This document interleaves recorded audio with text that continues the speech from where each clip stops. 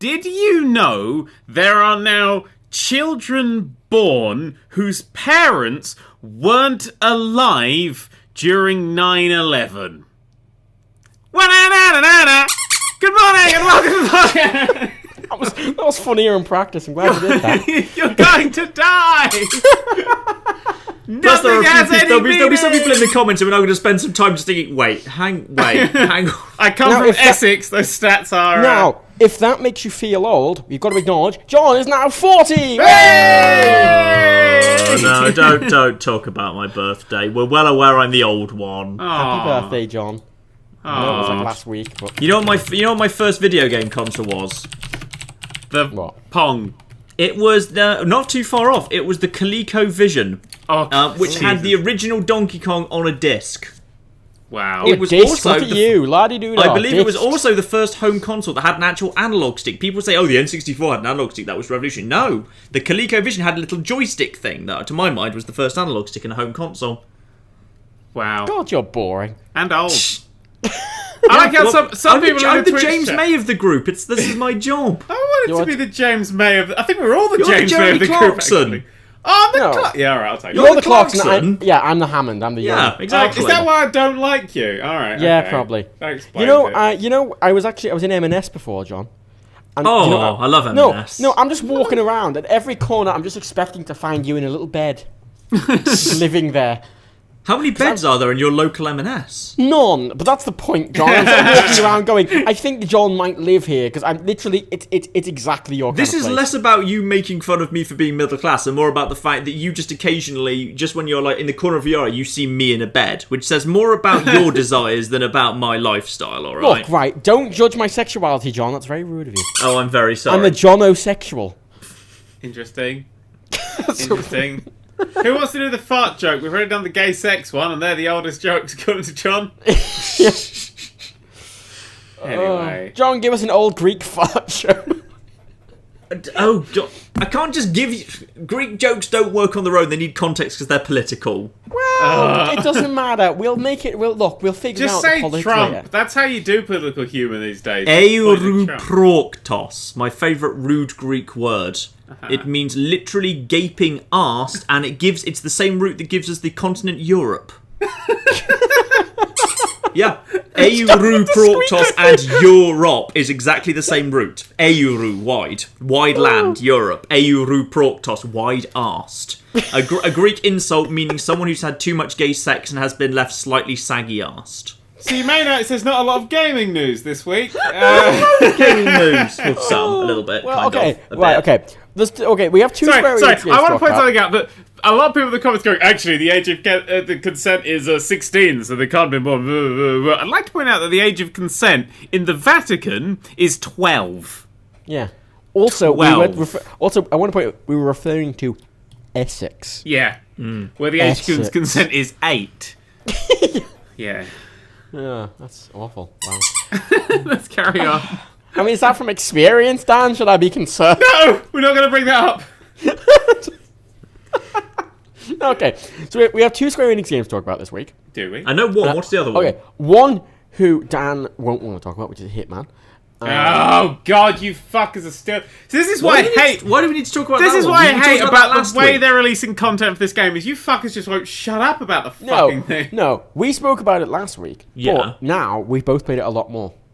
So we can actually properly have a chat about the new level. But let's not do that. Let's start on Deus Ex. Yeah, let's not do that. let's start on Deus Ex, Let's yeah. start with Deus Ex, because I think Deus Ex is actually kind of interesting, and there's a couple of actually quite interesting, meaty conversations to have about Deus Ex. Okay, my review of Deus Ex Mankind Divided is it made me throw up and I had to stop playing. Interesting. Which got- version were you playing on a console? The PC. No, the PC. It has forced mouse smoothing and the max field of view is 90. Okay, can I point two things out? One, I have not seen that it's got mouse smoothing. It has. No, it's got mouse smoothing. I've been playing it's- that game consistently, and people pointed out to me, I was like, did it? And I went back and played it. I went, I don't feel mouse smoothing here. It feels I like don't- raw input. Yeah, some people think it's raw input. To me, I can tell it's mouse smooth. It's and really... Sorry, I'm squeaking the fucking thing. It's really subtle. like high sensitivity, but I always play on a really high sensitivity. Yeah, so you might not notice that. So I've not play noticed a thing. I play on high sensitivity as well, but it's just a bit... I noticed the smoothing of it, and apparently they're working on fixing that. Also, the field of view slider, which is a percentage slider. Yeah, I like that. Nothing. I put up to 100%, which is... Yeah, I whacked it up to about 75 and was happy with that. As far as I can tell, 100% is like 90. Yeah. Which, for most people's time, I'm like a 27-inch monitor, so it's not good for me. So 90 sits with me quite well. Yeah. I need I like never needed 105. that high because, as you probably know, I've mentioned before, like, I don't play Yeah, PC games on the monitor. I put it through to my TV and sit in a comfy seat a bit back from it, so a more narrow field of view is fine for me. Yeah, it's fine. But I don't know, for my specific setup, I'm just like, I feel fine. Experience. For one. A lot of the complaints that came out, I mean, I've got the same bug that everyone else has, which is that MSAA kills it. That just gets turned straight off fine. I've got like times 2. It's really intensive. I had to turn a fair few things down to high or medium. On low settings, if I have MSAA on, I can't hit 20 FPS. Can we talk about as well how like the look of the game doesn't really justify its performance? Because it's not a bad looking game, and it's not good enough really to justify. The problem isn't really graphical; it's aesthetic. They've taken away the gold and black thing, but they haven't replaced it with anything. Yeah, it feels weird. Everything feels really bright and daytimey. And it's just kind of like I'm in a game world. Yeah. Which I'm fine with. I'd rather have that than it be kind of, grim and dark and grey and brown and whatever. It just feels like it's a bit nothing.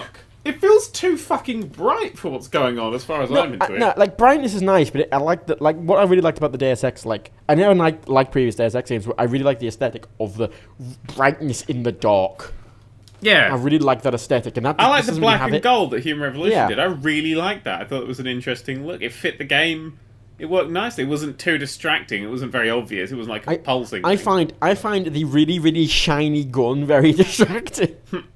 Which like it reflects everything. Sorry, what's that? You're using a gun in Deus Yeah, what's a gun? I'm just doing like a vent walking simulator. I really like being in vents and occasionally just giving people a tap on the shoulder and a knuckle sandwich. No, look, the fucking like the tranquilizer sniper rifle. I think I've used it once. No, I actually selected it, then I used it once. No, I've never used it. I haven't really used it, but like in the tutorial, you have it out and it's just there being shiny. I just holstered it immediately when I'm on my way. Yeah, I don't even remember it being shiny, to be honest. H? Yeah, for holster. It's off. the first key that I touched. I went, I holstered my gun, tapped H. Oh, okay, there we go. I've never had a game where H has been to holster. Thankfully, I was using a controller, so I just used the button that's used for holstering things, and it holstered it because controllers make sense. Well, yeah, but I would have thrown up even more. It's too menu-based to use a controller for me. Actually, in controllers it doesn't bloody make sense, because to holster in controller you have to hold down left trigger and then tap X, which is the weirdest combination of things. If you want to holster your gun, you actually have to aim it at someone. So if you want to put your gun away to talk to someone, you've got to literally point it in their face first for a second, just to let you know, hey, I could shoot you, but I'm going to put it away instead, so you're just making the point a bit. Yeah. Yeah. Apparently it's quite good. I haven't played it enough because I couldn't. It made me feel a bit ill, but apparently it's quite good.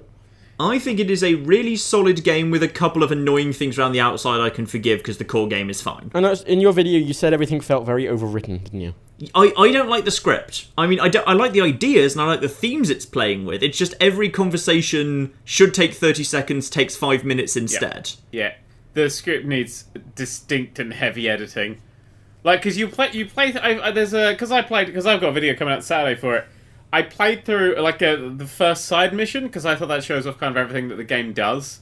As in, like the police, getting past the police and the woman in the building and stuff. But as I was going through the story, the things, I was like, literally, this could have been I put a document. Oh, but this guy's making me do it. That's it. That's literally it. That's everything she has to say. Can you help me with these two people? And it just feels so... It's like the people give you the life story, don't they? Yeah, like every... And they do it very slowly as well. My issue is that every single person you talk to is like, oh, I say this thing, but I'm really saying this thing. Like, every person has, actually, they immediately trust you and hint at, oh, I've got something else to say.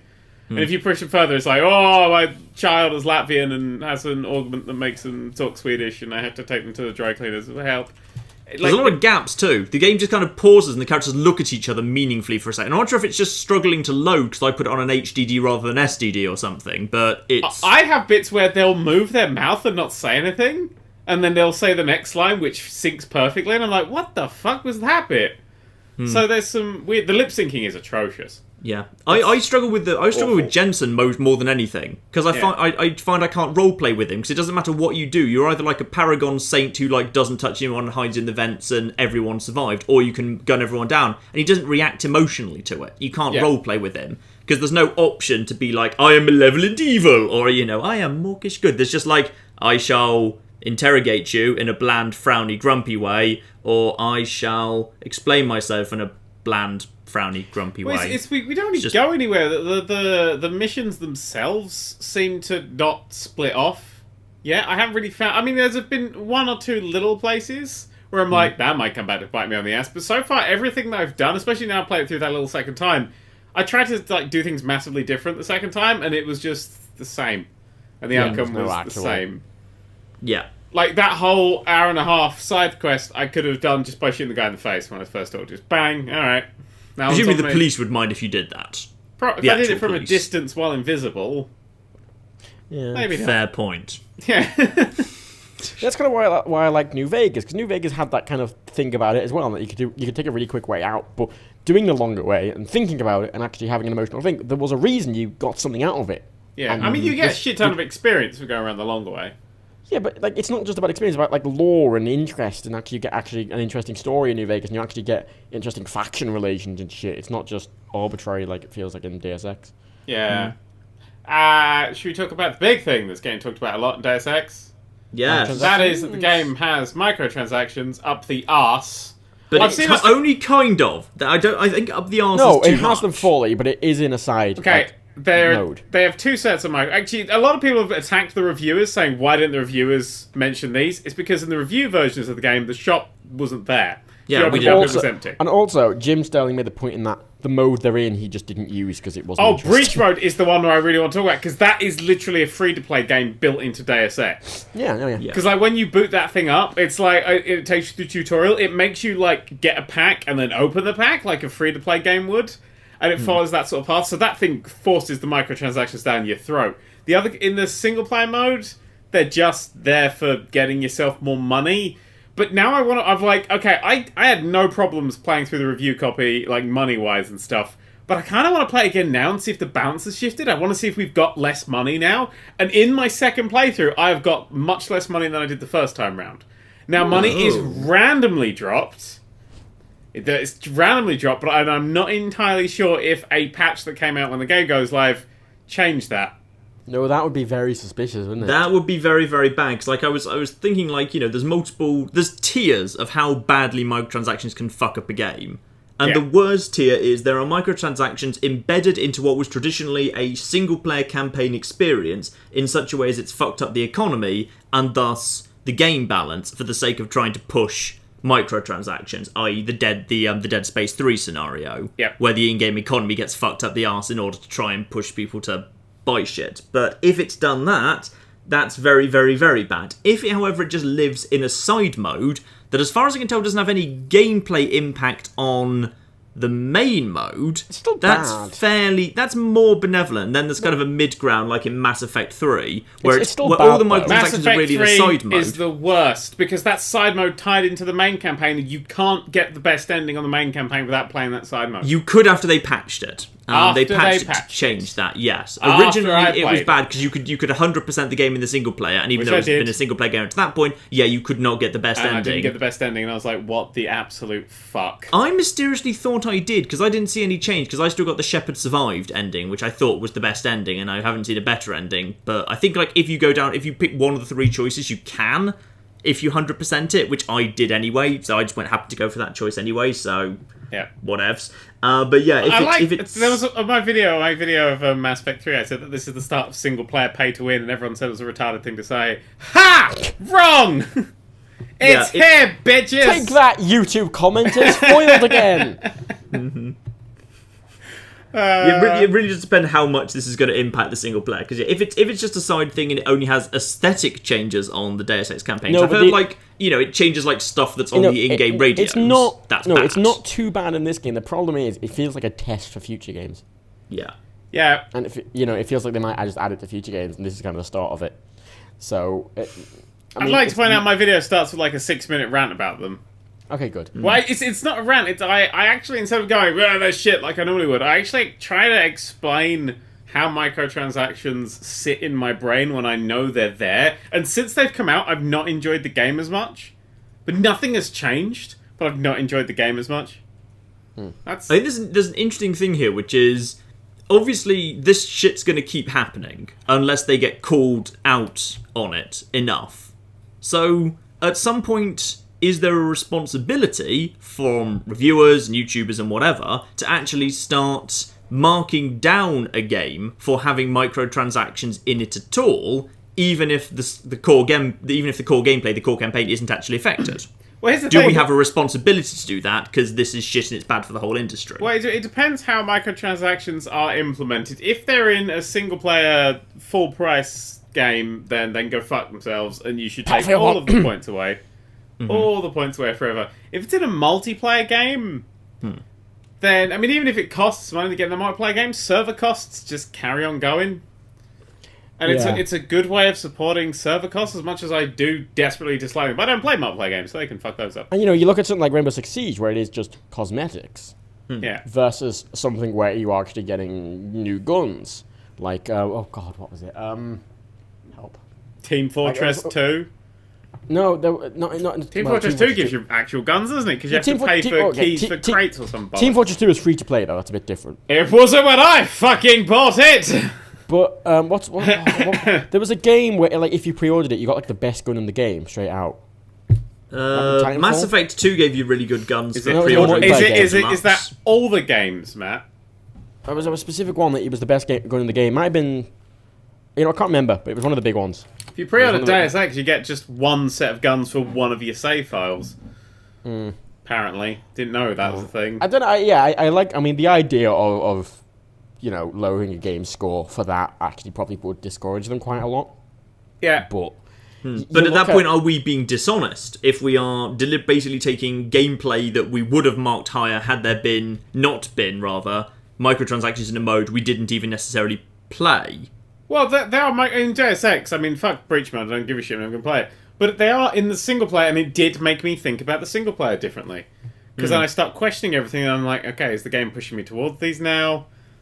I really hate that they don't show the fucking... Like, if the shop's not working, fine, but it's a review copy. Put them in the fucking thing. Wait, is it... I thought it was only in Breach Mode. What are the ones in single player? They're in single player. What's the one in single player? You can buy more money. This is what I was saying earlier. What? You can buy more money. I thought everything was Breach. No? This is what I've been saying the entire fucking thing! I just assumed you were wrong. No, it seemed a safe bet. They're in the main mode. You could buy practice points, and you can buy up to 15,000 money credits for 10 quid. Oh. This is why I said now I'm getting less money in the single player. Oh my god. Did you know what the fuck I was talking about? No, I thought you meant like points in Breach Mode. I was a bit confused. No, Yeah, I assumed this was all Breach Mode stuff. No, I thought they're it in was the all actual Breach single Mode. player. This is why I went on a fucking 6-minute tangent about them at the start of a comedy video. I thought you were a bit unjustly angry over Breach Mode. A bit confused. That definitely should be incorporated. Because the thing is, that would discourage. Because review scores are quite important for a lot of developers. Look, let me say this. If you buy microtransactions that get you extra money, which only works once in the save file you've currently got for a single player game, you are a dumb cunt, and you are ruining everything for everyone, and you should die. You know what's a good sort of thing to judge that on? Whether the microtransaction is replacing what would have been a cheat 10 years ago. Oh yeah, this is that's absolutely the way. replacing what would be a cheat. That's what microtransactions tend to be, because it's just you pay £10 and you've got a bit of money to buy a couple of guns or whatever. But the stores are like unlimited. I mean, they only have certain items in the game, so I've never stumbled across a problem. But I was saying when I played it through the second time for the video, and I was like, I've got less money at this point, and I think I've done all the same things. Which is why I was like, money I don't really mind. I've never really found anything in the shops really worth buying aside from the odd clip-on for a gun. So yeah, money doesn't seem to be a particularly useful currency. It's all about praxis, really. It might be if you're sort of more I think if you're doing the stealth run, it doesn't matter that much. But I think maybe if you're doing a more run and gun mode, it does. Yeah, I mean, I've barely found anything useful in the shop. Maybe like the odd. Well, the only thing I've ever found in the shop was praxis kits. So It's more about practice anyway, for me at least. Yep. I mean, the thing is as well, though, if reviewers started down rating these games because of it, which I think would affect it a little bit, Yeah. are you going to get a situation where consumers, much like happened with Suicide Squad, are going to be like, reviewers are all wrong and stupid, and ignore them? And Yeah, but history will prove us right. Just like it proved the reviewers right with Suicide Squad and with Superman vs. Batman and diddly diddly dee. And diddly did it prove right with Suicide Squad, though? Because it did well at the box office. It And, did like, okay most at the box consumers office liked off the it. back of a ridiculous marketing budget. Ooh! On the subject of things with a ridiculous marketing budget, No Man's Sky. So I want to go into this because I saw something on Twitter. This is from Let's Play Games. Let's play video games. Woo. Let's Play Video Games. Apparently, No Man's Sky's PC players have dropped 90%. Yes, Yeah, I saw this. small. In 2 weeks. I mean, honestly, the Division will drop, what, 78%? But I think that's just because it's got no longevity, which is exactly what we said. I mean, oh. Yep. I also saw some really fun stuff with the for Sony refunds around No Man's Sky in the news. There are Which refunds is on there's PS1? a really quirky thing in Sony's refund, which is they are honouring refunds for people basically saying this crashes and doesn't work and isn't remotely what was promised. But if you get a refund for No Man's Sky, they strip the license for it off your account so you can never rebuy it again later. Seems fair. Huh.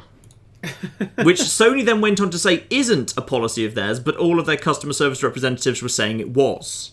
That's good. So there's a bit of confusion as to exactly what the it's a position thing where is. you might buy it full price, then want a refund, and then maybe like a couple of years down the line. Yeah, where when it's they've like patched it and it's $5. cheap, absolutely dive into it again later. Absolutely. But I think they're trying to scare people off asking for refunds by saying if you get rid of it now, you can never have it again.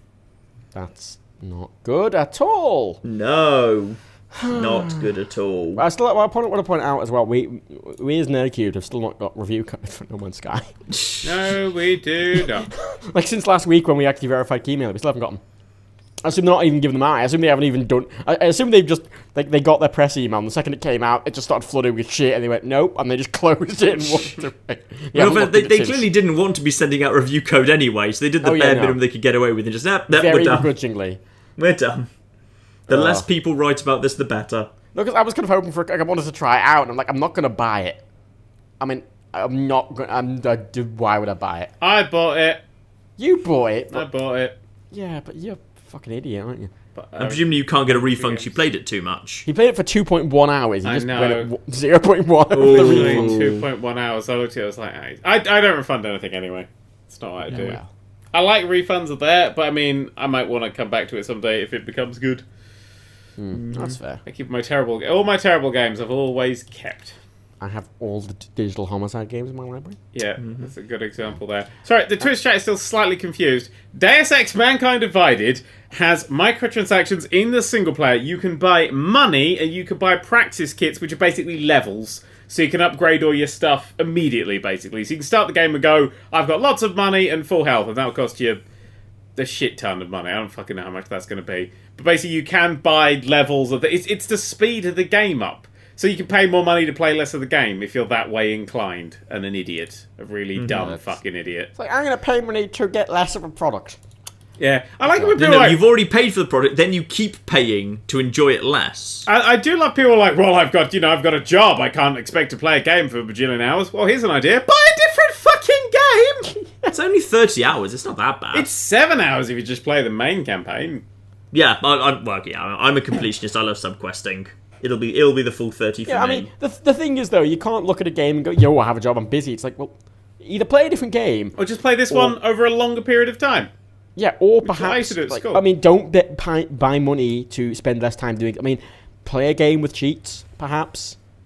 Yep. Play a shorter game. Mm-hmm. I mean, there's a lot of options there. I've been planning cheat codes for an upcoming game release we're doing. Ooh. So I've been doing just silly cheats. Because I miss cheats, so I'm adding some silly cheats. Cheats are fun. I miss cheats as well. Yeah. They just completely ruin the game, but they're cheats, so fuck it. That's the point, isn't it? They're hidden. Yeah. Plus, pre-internet cheats were even better, because then cheat codes could emerge years or months after the game launched, and there was no real way to disseminate them, so they weren't found immediately. Oh, Yep. yeah. That was nice. And cartridges as well helped that out, because people couldn't just dig into the code immediately and break the Yep. game. and just crack it out and say, "Oh yeah, here's all the things." I love it when people say that they don't like cheats because it like ruins achievements and trophies. I cannot tell you how little I give a fuck about cheats and trophies. I don't think I'll ever put any achievements in anything I ever make. I mean, like Fallout 4, if you use like a mod, it'll disable achievements. Yeah, the same. GTA 5 does the same thing. It's like, because GTA 5 does actually have cheats, and if you put a cheat in, it'll be like, even though the cheats are fucking stupid, like you get invincibility for 5 minutes. Why? Why only 5 minutes? You could probably rob a bank in 5 minutes. Why is this the thing? It just makes me enter it again. I don't. Yeah. I mean, I'm already using the cheat. Just give me it forever. But yeah, I don't go in for whole achievements and things. They turn them off most of the time. Just they pop in the corner of my screen. And I'm like, oh, that's a thing. Because they literally, I've had moments where getting a trophy has actually ruined a moment in a game. Yeah. Shadow of the Colossus is a great fucking example of that. You stab this innocent, massive, ancient beast to death, and as it's slowly collapsing and crashing towards the ground, rubble and ba-ding! Oh, you killed the thing! Well done! It takes some of the moment away, to be perfectly honest. There's something I quite like the achievements of Fallout 4 because the achievements of Fallout 4 are very. I kind of did them because they just encourage you to do things that you wouldn't quite normally, or encourage you just to explore things a bit more. Though again, they're not as good as the achievements in New Vegas, where they reward really, really fun, interesting stuff. Oh, fucking New Vegas made you play the fucking caravan game. Fuck those. Then again, they're not as good as the ones in the Stanley Parable. Yeah. That's my favourite. Don't play the Stanley Parable for 5 years. I'm working towards that one. I think I made a Stanley Parable video months ago. I just never put it out. It's still just sitting there waiting for a release slot. Oh, poor thing. Sad time. There's actually someone in the chat mentioned that Lazy Game Reviews said that No Man's Sky gets good after 40 hours. The reason I bring that up, right? The reason I bring that up is because I saw another review, right? I saw another review that said very specifically that it's good for the first 20 hours and then it's shit. So, I mean, there's no. So try for 20 hours and see how you're doing. Like I just hate this fucking bullshit. It gets better after X hours. No, he didn't say. He didn't recommend it. Being kidnapped by terrorists gets really good for some people after about 96 LGR, hours, right. but that doesn't mean it's a good experience. When the Stockholm Syndrome kicks in, it becomes LGR. Exactly. Anything's good when Stockholm Syndrome kicks in, but that doesn't mean it's a good thing. He didn't recommend it. Right, he didn't recommend the game. He said after 20 hours things got a lot easier because you unlock like black holes and wormholes and you like resource, like the annoying resource management becomes so much less of an issue at that level and it becomes a bit more fun and exploring. But he says you shouldn't have to wait that long. It's stupid and I don't recommend it. It's a bad game. And then Angry Joe said it's fun for the first 20 hours when you're first exploring and discovering all this stuff, and then it gets really monotonous. And it's like, how is this consistent? Mm-hmm. Oh, fuck No Man's Sky. Anyway, off No Man's Sky, we need to get back to shitting on AAA. Okay. This is technically last week's news. I think we didn't actually discuss this last week, though technically it had been announced before last week's podcast. So Final Fantasy 15, which I think a lot of people are in agreement in, looks generally pretty good. Plays pretty fucking good as well. Yeah, plays pretty good. Demo's really good. The Ultimate Edition for Final Fantasy 15 is going to be £190, and they haven't included the season pass in that. You're going to have to pay for that on top. I want to point out... Fuck you. The Fallout 4 Collector's Edition didn't come with the season pass either. Yes, and fuck them for that as well, because that's the most bullshit thing in the world. I thought it had come. I kind of assumed it came with it. Like, that was my assumption. If you're going to drop £190 on something, you expect to get the flipping DLC. That's it. Like, I didn't even check with Fallout 4, because it's an assumption, isn't it? It's like a justified assumption you make. The best thing is the Final Fantasy 15 thing. The £190 doesn't even feel particularly justified to me. It's pretty much like your typical, Ultimate Edition off a factory assembly line. You get yourself an action figure. Okay, fine. Depending on the quality of the action figure, some people might like that. Depends how good it is. Did you see that one that I got Rebecca? The fuck off, Brotherhood of Steel one. No, shut up. Then you get yourself an art book, which nobody ever wants. Nobody ever wants an art book. That's my favourite. A steel bookcase. Yeah, a steel case for your art book. Oh, just great. to keep your art book protected. The soundtrack and unspecified digital content. And a steel case for your game as well. Oh, wow. Well, that's worth £190 then. No, and some in-game £190 for that. That's what a collector... Like, that should be 80. Yeah, that strikes me as an 80 sort of thing. Like the Deus Ex, not the Deus Ex, the Dishonored 2 one and WE2, because they're like £80 the collector's editions, and they come with like a figurine like that. I mean, that's the 2K17 actually. Like collector's edition is very similar to what that comes with, and that's £80. For fuck's sake, 190. That is Come on. I mean, it's a nice looking annoying. action figure, but it's not worth that much. In less ridiculous, but also kind of more annoying news to me, of course, Battlefield 1 has also announced that obviously, £120. you'll be paying £40 for the game, but then if you actually want, like, the 60, basically if you want the DLC that's going to unlock basically loads of stuff for multiplayer, that's another £40. So unless you're buying Battlefield 1 for the campaign, which nobody is, then basically you may as well just charge £80 for it up front. Because the only reason people buy these games is for the multiplayer, so just charge £80 up front. As well, the Ultimate Edition, which, once again, it doesn't come with any physical stuff, it's a digital Ultimate Edition. £120. Which is more expensive than the Dishonored 2 Collector's Edition, which comes with a really nice mask and what's ring. Their justification for the extra £40 on top of the base game and all the DLC multiplayer it's the EA stuff? service charge. Seriously. Oh, like, Fuck's fuck sake. off. Now, I would like to talk about something. Okay, did any of you notice that the Just Cause 3 Sea Heist pack came out? Because I didn't. No. Yeah, I even mentioned it. I asked Dan about it a couple of weeks back, and he wasn't particularly fast. I remember It came out last week. Yeah. Yeah. Did anyone notice? No. I mean... I got emailed by Square Enix reminding me it happened. I mean, I think I probably got emailed and then forgot I got emailed because I was so uninterested in it. I think I've got the season pass as well, so I think I probably have it. I just didn't play it. I've definitely got it. I don't even have Just Cause 3 installed since I formatted my computer. And again, I don't have my Vive working yet, so I've got priorities. I'm sort of looking at it, and all the screenshots are... It's a boat. Yeah, didn't we have this discussion? Yeah, where I said we've they had this put it out- discussion. I think they went too big too soon. There's should- too much wacky shit in the base game, and then ridiculously OTT wacky shit in the ground pack, that there was nothing left for the sea pack anymore. Yeah. It's like, here's a wingsuit and a helicopter. Ooh, here's a fucking mech. Here's a boat with some guns on. Yeah, once you've already given someone the force-powered Jedi robot Colossus, I mean, okay. there's only so many places you can go. Okay, the nice thing about this boat is it does look like a... what's it called? Bat boat? Not the bat boat. There's a word for it. It does look like it. It's got like the fucking... No, it's got a jet at the back and everything. It totally does look like the bat boat. Bat jet boat? It's not called Jet bat boat bat. It does look like Bat a... boat jet. It does look like a Batman boat. I Jet loved Bat. Batboat Jet in the 80s. They used to... Yeah, they Bat brought out boat some jet tunes. was great. But it's got like... like all the... Like the most helpful reviews are not recommended. Like, it's barely got any content in it. Wasn't fun. It felt abrupt and unfinished. Apparently, it's a mixed bag. Yeah, but Apparently, I it's got a lot have less this problem than the with previous all two. DLC. Like, I love Just Cause 3's base game, but when it comes to DLC, I'm like... Yeah, I like the mech. I think that's a fun new toy, but DLC always feels like the same, but made for a lot less money and way less of it. The only games with DLC that I've ever gone, oh, that was worth my time, was The Witcher 3.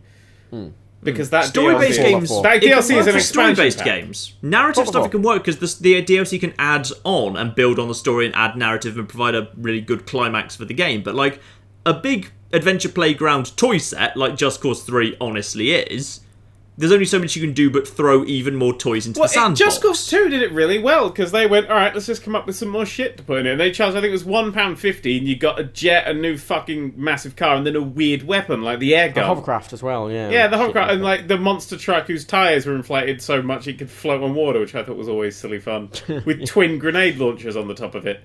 They just gave you a few more tools for a few more quid, and I thought, yeah, that's how it works. Just Cause 3 to me feels like sort of Saints Row 4 in some ways. Yeah. Really? I think it feels like... it goes too far too fast, and more importantly, I don't know where it goes next. Because where the fuck does Saints Row 5 go, and where the fuck does Just Cause 3... Oh, well, Saints Row 5's fine, because the canon ending is that they've reset time back to Saints Row 1, and time looped indefinitely, and they're trapped in a nightmarish hell forever.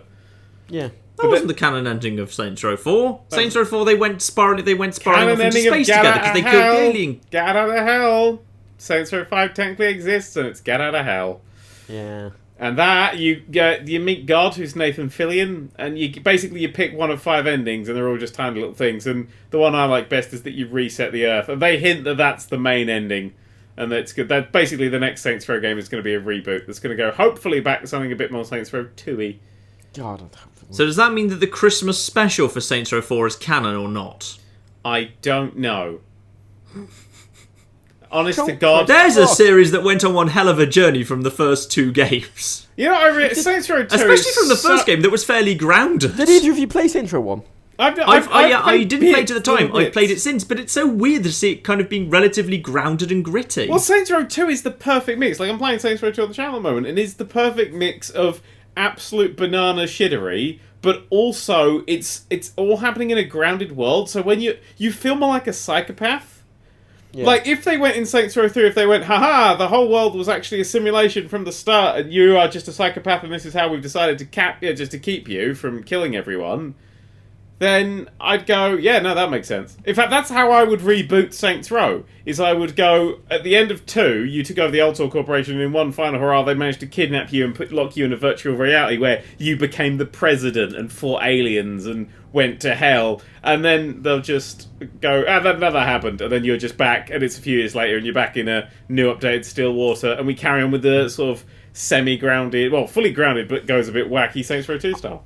I think my problem with Saints Row 2 now is, like, especially watching your playthrough of it, the mechanics are very dated. Yeah, I mean... the gunplay, the driving, it's very dated at this point. I mean, this was before GTA 4 came it was. out. I mean, it came out after, but they were making this when the best open world game was San Andreas. Yeah, I'm not saying it's bad, but I'm saying, like, much like San Andreas, mechanics are very dated as well. It's a great game. They're both amazing games. They're both some of my favourite games of all time, but the mechanics are dated, and I would love a Saints Row 2 style game with more kind of GTA 5 style mechanics that are nice. Yeah. I mean, you could kind of... I mean, there was some stuff. I like the awesome button in 3 where you run around and it would always nutshot people or get you into cars and stuff. I thought that was a nice addition. Yeah. I always had a fondness for 3. 3 looked really nice. I think the art style of 3 is a lot nicer than that of 2, but... Oh, 3's lovely. 3's just... if you go back and play it now, what's really weird is how tiny the world feels. Oh, it's how so fast small. you can drive from one side to the other. And it never felt small at the time. Oh my god, it felt so small now. at the time. That was my biggest complaint with it at the time. I was like, this map's so fucking tiny. Especially when you unlock the jet. And you know it's small because the jet's top speed is about 8 miles per hour. Yeah. Just to stop I've never been like a person who insists on big maps. Like, I think the perfect size for a map is pretty much Watch Dogs Chicago. It's 10 minutes. It's big, but not that big. I've argued this so many times. It's 10 minutes from corner to corner. If it takes you more than 10 minutes, it's not going to work as an open world map with the fastest form of transport. So Just Cause 3 and 2 work fine because you got super fast jets. Infamous, you're only ever on your feet. No, but the you're 10 problem minutes with from corner to corner. No, the problem with size, though, right, is a game like Just Cause 3, to me, even though it's 10 minutes corner to corner, it's trying to make it feel bigger than it is, and as a result, it feels small. Yeah. While then you know it really depends on the mode of transport, because Watch Dogs was very grounded. There was no planes or air vehicles, so even though it was relatively small, it was a kind of loop to get around shit. Which I loved. I loved the fact there was no air travel in Watch Dogs. San Andreas, while it had planes, the whole point was that you didn't get planes until quite late in the game. Yeah, and then suddenly, going from airport to airport was fast because it should be, because you're in a fucking plane. Yeah. And then, like, you know, the rest of it took a while because the design of the levels was very loopy and it kind of went around. And that's good game design, but Just Cause 3 kind of annoys me a bit because it's like, oh, let's just make it really big, but it doesn't feel... Well, it's big, so you've just got a big wingsuit playground, No, really. I understand the mechanical reason for it, but like the sense of scale to me feels off, and I kind of... With Fallout 4, I think is a very good map size. Because Fallout 4... Do you know how long it takes to walk from one corner to the other in Fallout 4? 25, 35 minutes. About 10 minutes. 25, 35. No, it takes 10 minutes running. From corner to corner? Corner to corner is about 10 minutes. What? Yeah. I'm not convinced that can be Fastest done. mode of transport, which is your big power armor while sprinting. No, it's not. That's slower than normal sprinting. The fastest mode of transport is vertibird. Whatever the thing. Oh, ignore the vertibird. Just your actual basic mode of where you can actually fly around. Right. Run from corner to corner is 10 minutes. I recorded a vlog on Fallout 4 where I walked from Sanctuary to the island, and it took me about 25-30 minutes. Not with, like, when I was sprinting whenever possible as well, not getting into combat. With not unlimited sprint. Yeah, I'd be amazed if you could get from, like, Vault... I was level 1, mind. Yeah, from Vault 1 to down to the corner now. I don't think that can be done in 10 minutes. From Wednesday, 4th of November, just before the game came out, they said it takes 11 minutes to run across Fallout 4's map. Somebody did a video on YouTube. It's 11 minutes. Well, how did it take me 25 minutes? Because they just sprinted across it. They just sprinted straight across it I did as well, though. I didn't stop because I was going straight from Vault 111 to the island. That's 10 minutes. Every good map is 10 minutes corner to corner. This is a Not really that this really minutes. matters, because Fallout 4 hides its not huge size very well by being very, very dense and very, very interesting. That's what you want. Yeah. That's why Fallout 4 feels like it's much, much bigger than like Saints Row 3 or And whatever. that's how San Andreas works as well, because Yeah. it makes it very dense and it makes everything kind of loopy. And That's how Deus Ex really works as well. Because Deus Ex Yeah. is very tiny, teeny tiny maps. and it's clever game design. It's kind of where I feel GTA 5 suffered a little bit. Because GTA 5, it takes maybe 5 minutes to get to the top of the map with a car, like a fast car. Maybe not. Maybe, but it's a little longer than that. Mm. I mean, I did my fastest loop time in my fastest car of just the main runway is about 9 minutes or something, I think. Yeah, I mean, Because To me- GTA 5 lets you be a little bit faster, but I would argue that GTA 5 is a lot more dense, just from in a look point of view. It doesn't really have much going on as in No. gameplay-wise, Yeah, but it's actually, got nothing going on, really, it unless is- you really enjoy collectibles. it is completely and utterly built and artistically built and painted, and you can look at any bit of that game, especially in first person, and it looks stunning. yeah, it's everything is crafted. Yeah. Nothing Absolutely. feels procedural. But I have the Everything same feels problem like with an artist GTA spent an 5 as hour I on have it. with Just Cause 3, which is, if I ever think, oh, that looks interesting, and I stop to get out and explore, there's never anything there. It's just for show. But the thing is, though, you GTA never 5, find anything. At the very least, when you do that, you kind of it's so well done and everything's been like individually crafted by a developer. You know, Just Cause 3, a lot of it kind of feels procedural in some ways. That's fair, yeah. Some of it feels like they just like, especially the towns. Yeah, I it mean, feels like a fair bit of it. I mean, the best bit about it is all the slopes and stuff you find. Yeah, I'm not saying it's necessarily a bad thing, but you know, I'm saying there's not much uniqueness to many of it. Yeah. But GTA 5, even if there's nothing there, even in GTA 5, I just enjoy sort of walking around because everything is so well made. Yeah. But I just enjoy because you can driving through the hills, right? I drive through the hills and I get out and I look at fucking houses. Every one of those houses has been fucking. It must have taken, it's like fucking weeks just to design a single one of those fucking buildings. Yeah. And like the back garden. And to craft the tiles. Yeah. And the amount of work that places you never go, and there's never anything to do there. And I appreciate that. And I can enjoy that. And I can just kind of get into it and get engaged and just have a wander around and have a think in my head. You see, that actively frustrates me, because I just think, why the hell did you put all this effort into that, and why didn't you just, say, put 90% of the effort into that you did, and then take that other 10% and actually do something like, say, opening up a window or a door so I could go inside and find something? Because as soon as you start having interiors, then you start adding a lot of optimization problems in games. You say this, right, but you look at San Andreas, and San Andreas did do that. Because San Andreas, everything, this is one of the problems I had with GTA 5, and that there was a lot of stuff that just was never used. Well, its soundtrack had a loading time between all of its interiors. It did. Well, if you got a load time, it doesn't matter. I mean, they could whack a generic house thing and just teleport it to you and randomly generate what's inside it every time. And that's a game where you can go in every house, but that loading time's going to make it feel like a separate place. It did, but even if you ignore the interiors, right, San Andreas, every asset, essentially, you found pretty much every major thing you found, there was something to do with it. Found didn't really do that. Like, the prison and the military base, and a lot of these areas were just never used in the main game, and they were fun. Like, I'm glad the military base was there. Yeah. But, like, San Andreas, it made use of everything. Yeah. It made use of everything, and in some ways... But this is the thing you need to remember about game development. There was most likely shit there that was stripped out at some point. And they I'm just sure there kept was. it. And we know that they did that because in single player, up until 2 weeks before the game came out, they were still advertising that in the single player you could buy houses and apartments. And then that vanished from the game because it wasn't working quite right. So, basically, yeah, there was a lot of stuff in GTA 5 that didn't quite make it, and kind of how... See, game I didn't feel work. San Andreas is a better game than 5. In the sense of, like, the RPG and the actual physical story and actually going through it as a game. No, I'd massively disagree. 5 is just so much better because of the jumping between characters and the fact that it just plays out more. You get more of a, I want to follow this storyline. You don't feel like forced and funneled. Unlike the I other like ones. that. Like, San Andreas' story was it changed so much that it never really felt forced. Yeah, it kind of did some weird stuff, though. You get dumped in the middle of nowhere, but then you can just walk back home. Yeah, you get dumped in the middle of nowhere. It and then you felt have to do good all getting new areas. I do slightly miss getting a new area. I like that Yeah. you really want to go over there and see what's over that thing, and then you actually unlock it, and it's hard to do that in a new sort of getting it done in a newer context. But I'd like that. I want that to come back. Because San Andreas, you had such a variation of missions, and like you did the basic gangster shit, and you went into this weird like hillbilly, fucking mountain, forest shit. Oh yeah, but and you got the weird shit in 5 as well. Not as much. And you got stuff like peyote where you can play as any fucking animal you want. Yeah, but you see, that doesn't, like, to me, I don't enjoy that. I know you enjoy that because I love flying around as a burn, just shit on people. You like doing more sandboxy random shit, right? Yeah.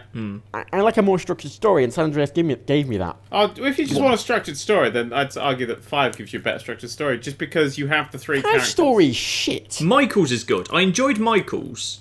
I hated Franklin's because Franklin, I just felt like Franklin repeatedly. The most sensible thing Franklin could have done would be completely break off contact with everyone from his former life and make a clean break, but he didn't. He kept getting drawn back into completely pointless shit that he had nothing to do with, because he's an idiot. Yes. And had really, really bad friends who he should blatantly have never spoken to again.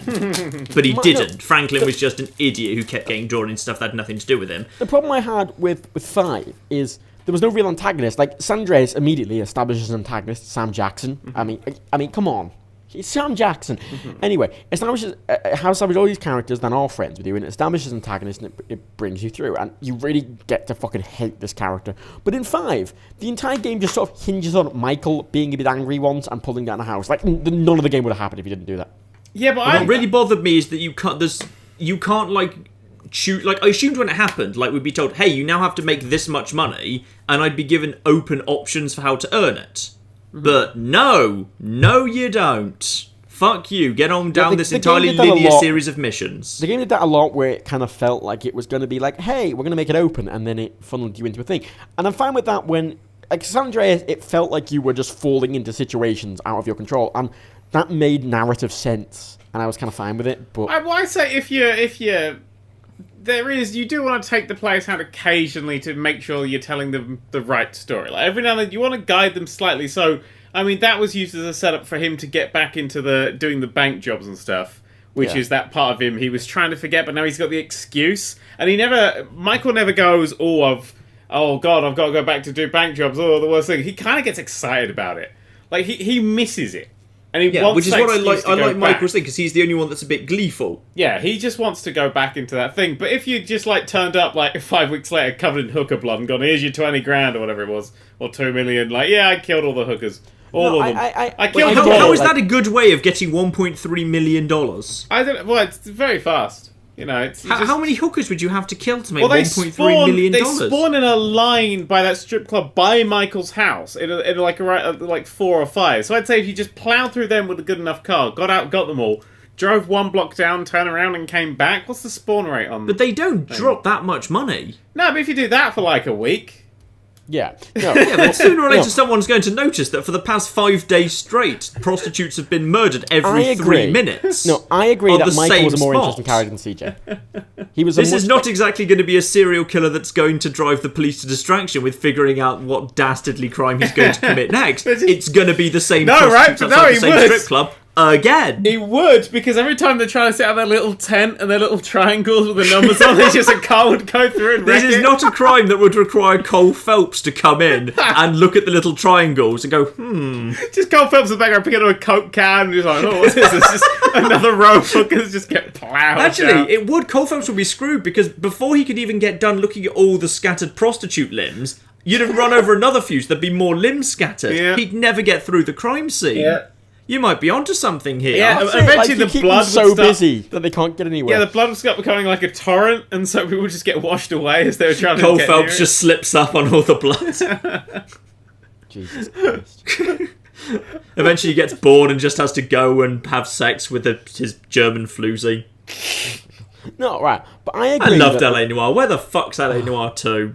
God, it's in a grave next to Team Bondi. God, no, right. I fucking love Body Harvest too. And the whole time in LA Noire, I was sat there going, okay, so when's the tutorial going to finish? And then the game ended, and I went, oh.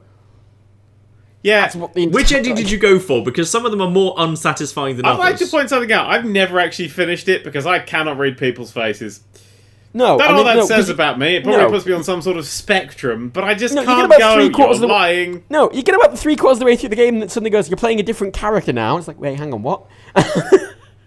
Wait, I don't know what's going on. You start playing a different character. Okay. Who is going after the character you were playing for most of the game. It's like, what? Why? Are you trying to avoid spoilers for a game that's been out for well over a year? No, I just literally don't remember what happened because it was so uninteresting. Well over a year. That's how you describe a game that came out half a decade ago. L.A. kind of, it felt like they were making a good game, and then they just sort of went a bit too ridiculous with the story. I mean, just make a good police game. Come on.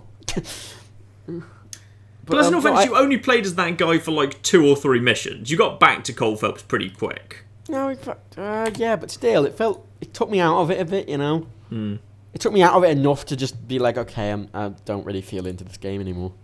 And then, but no, I agree that like in 5, Michael, like pretty much except for Franklin, fuck Franklin, but seriously, fuck Franklin and his stupid decisions. The characters felt a bit more interesting than in San Andreas, but San Andreas inherently felt a bit more. It was a light RPG-ish, and I liked that because I felt like I had control over kind of how my character acted and looked. But the missions, because the missions were always kind of forced upon you, and it felt narratively sound. It was like you have to do this thing, otherwise, you can't do this. It's like, well, fine.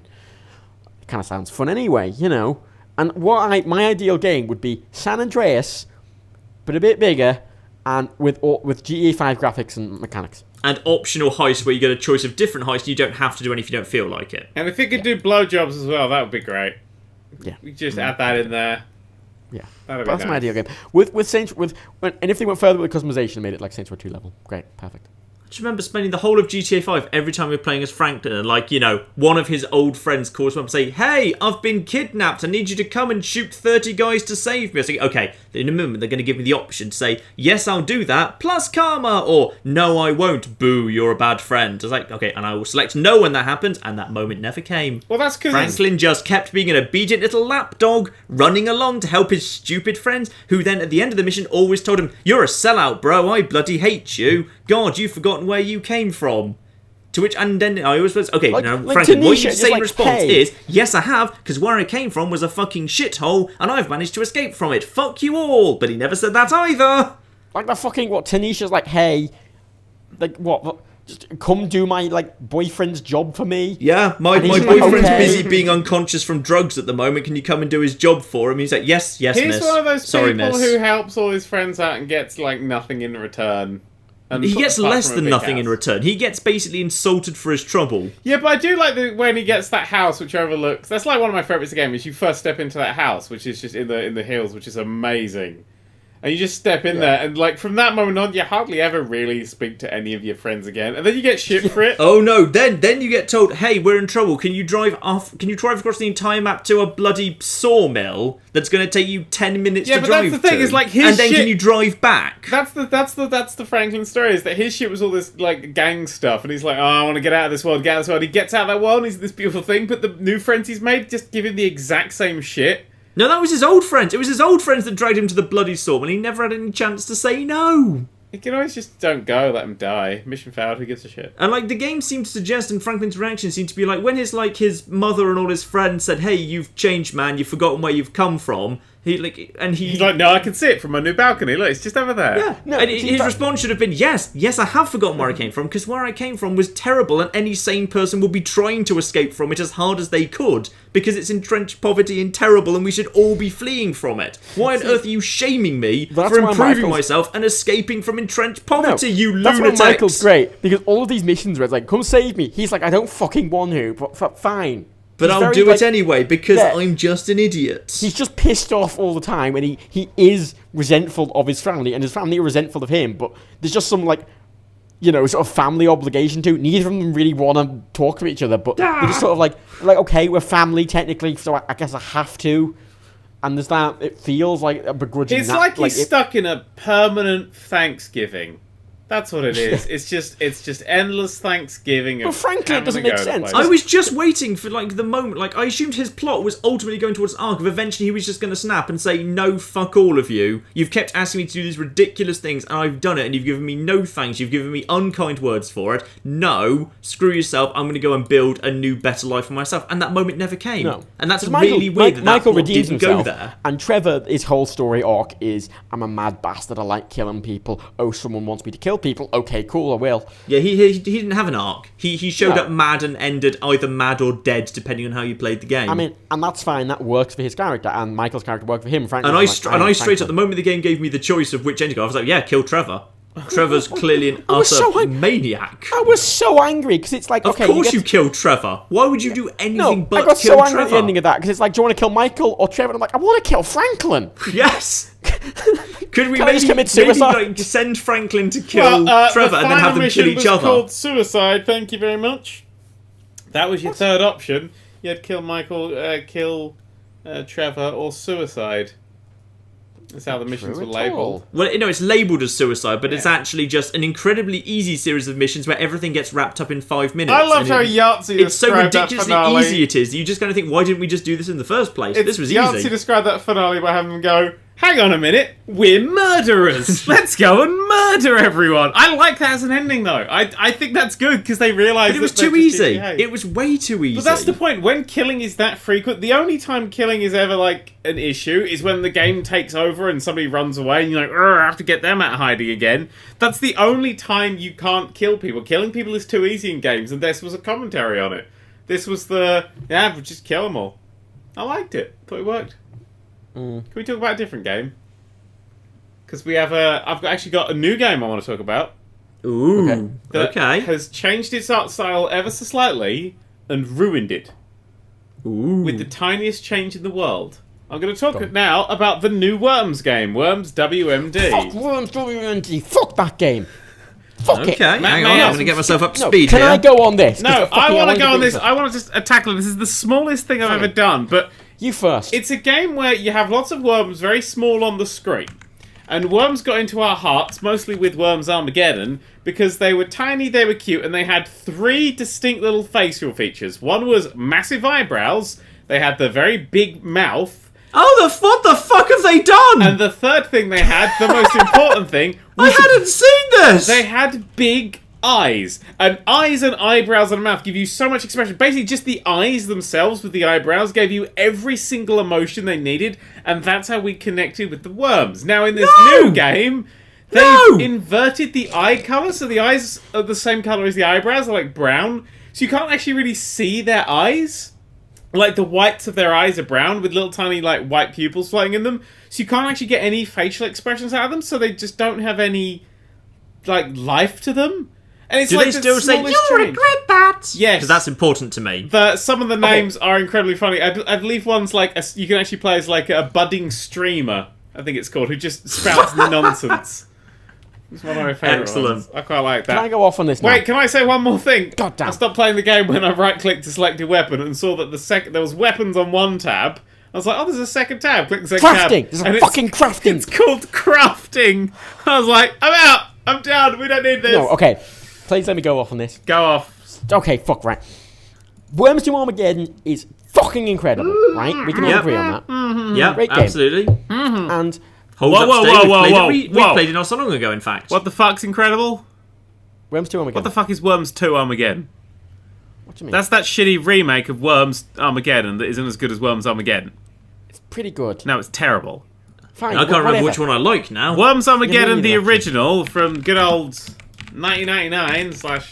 I believe Which actually might be it still that. works. It all still works and fine. Yeah, with the original Worms Armageddon, we played that recently. It still works. Yeah, it works absolutely fine. The good old game version's put up to like 1080p and shit. It's amazing. That's interesting because I think I've Steam got version's Worms. up to 1080p too. On, Yeah, on yeah. Steam, it's Worms Armageddon, but I think I've got it on iOS, and it's Worms 2 No, Armageddon. Worms 2 Armageddon was an Xbox game that was came out, oh god, probably over half a year ago now. That was an entirely different game with an entirely different art style, and everything looks different, and it's Oh. like bigger and chunkier. No, that's not what the one I'm talking about. The one on iOS is literally exactly the same as Worms Armageddon. I'm looking at screenshots of it now, and it's not. It's not. No, this was like a strange rebooty thing. Google Worms 2... Look, Google... I mean... Worms 2 Armageddon is a different game to Worms Armageddon. It's the sequel of Worms Armageddon, sort of. But it's close enough. No. Frankly, on iOS it doesn't look good. No, it's not as good. It's not as good, but on iOS it's close enough. Either way, look, Worms Armageddon, right? Amazing. Okay? Yeah. Worms Armageddon is, yes. Yes. Now, Worms WMD is the fucking icing on the fuck. It's the candles on the fucking cake of... Who makes Worms even? Fuck, I don't even know their name. Team 17, who just Team 17. released Who the do a lot of good amazing stuff. Overcooked.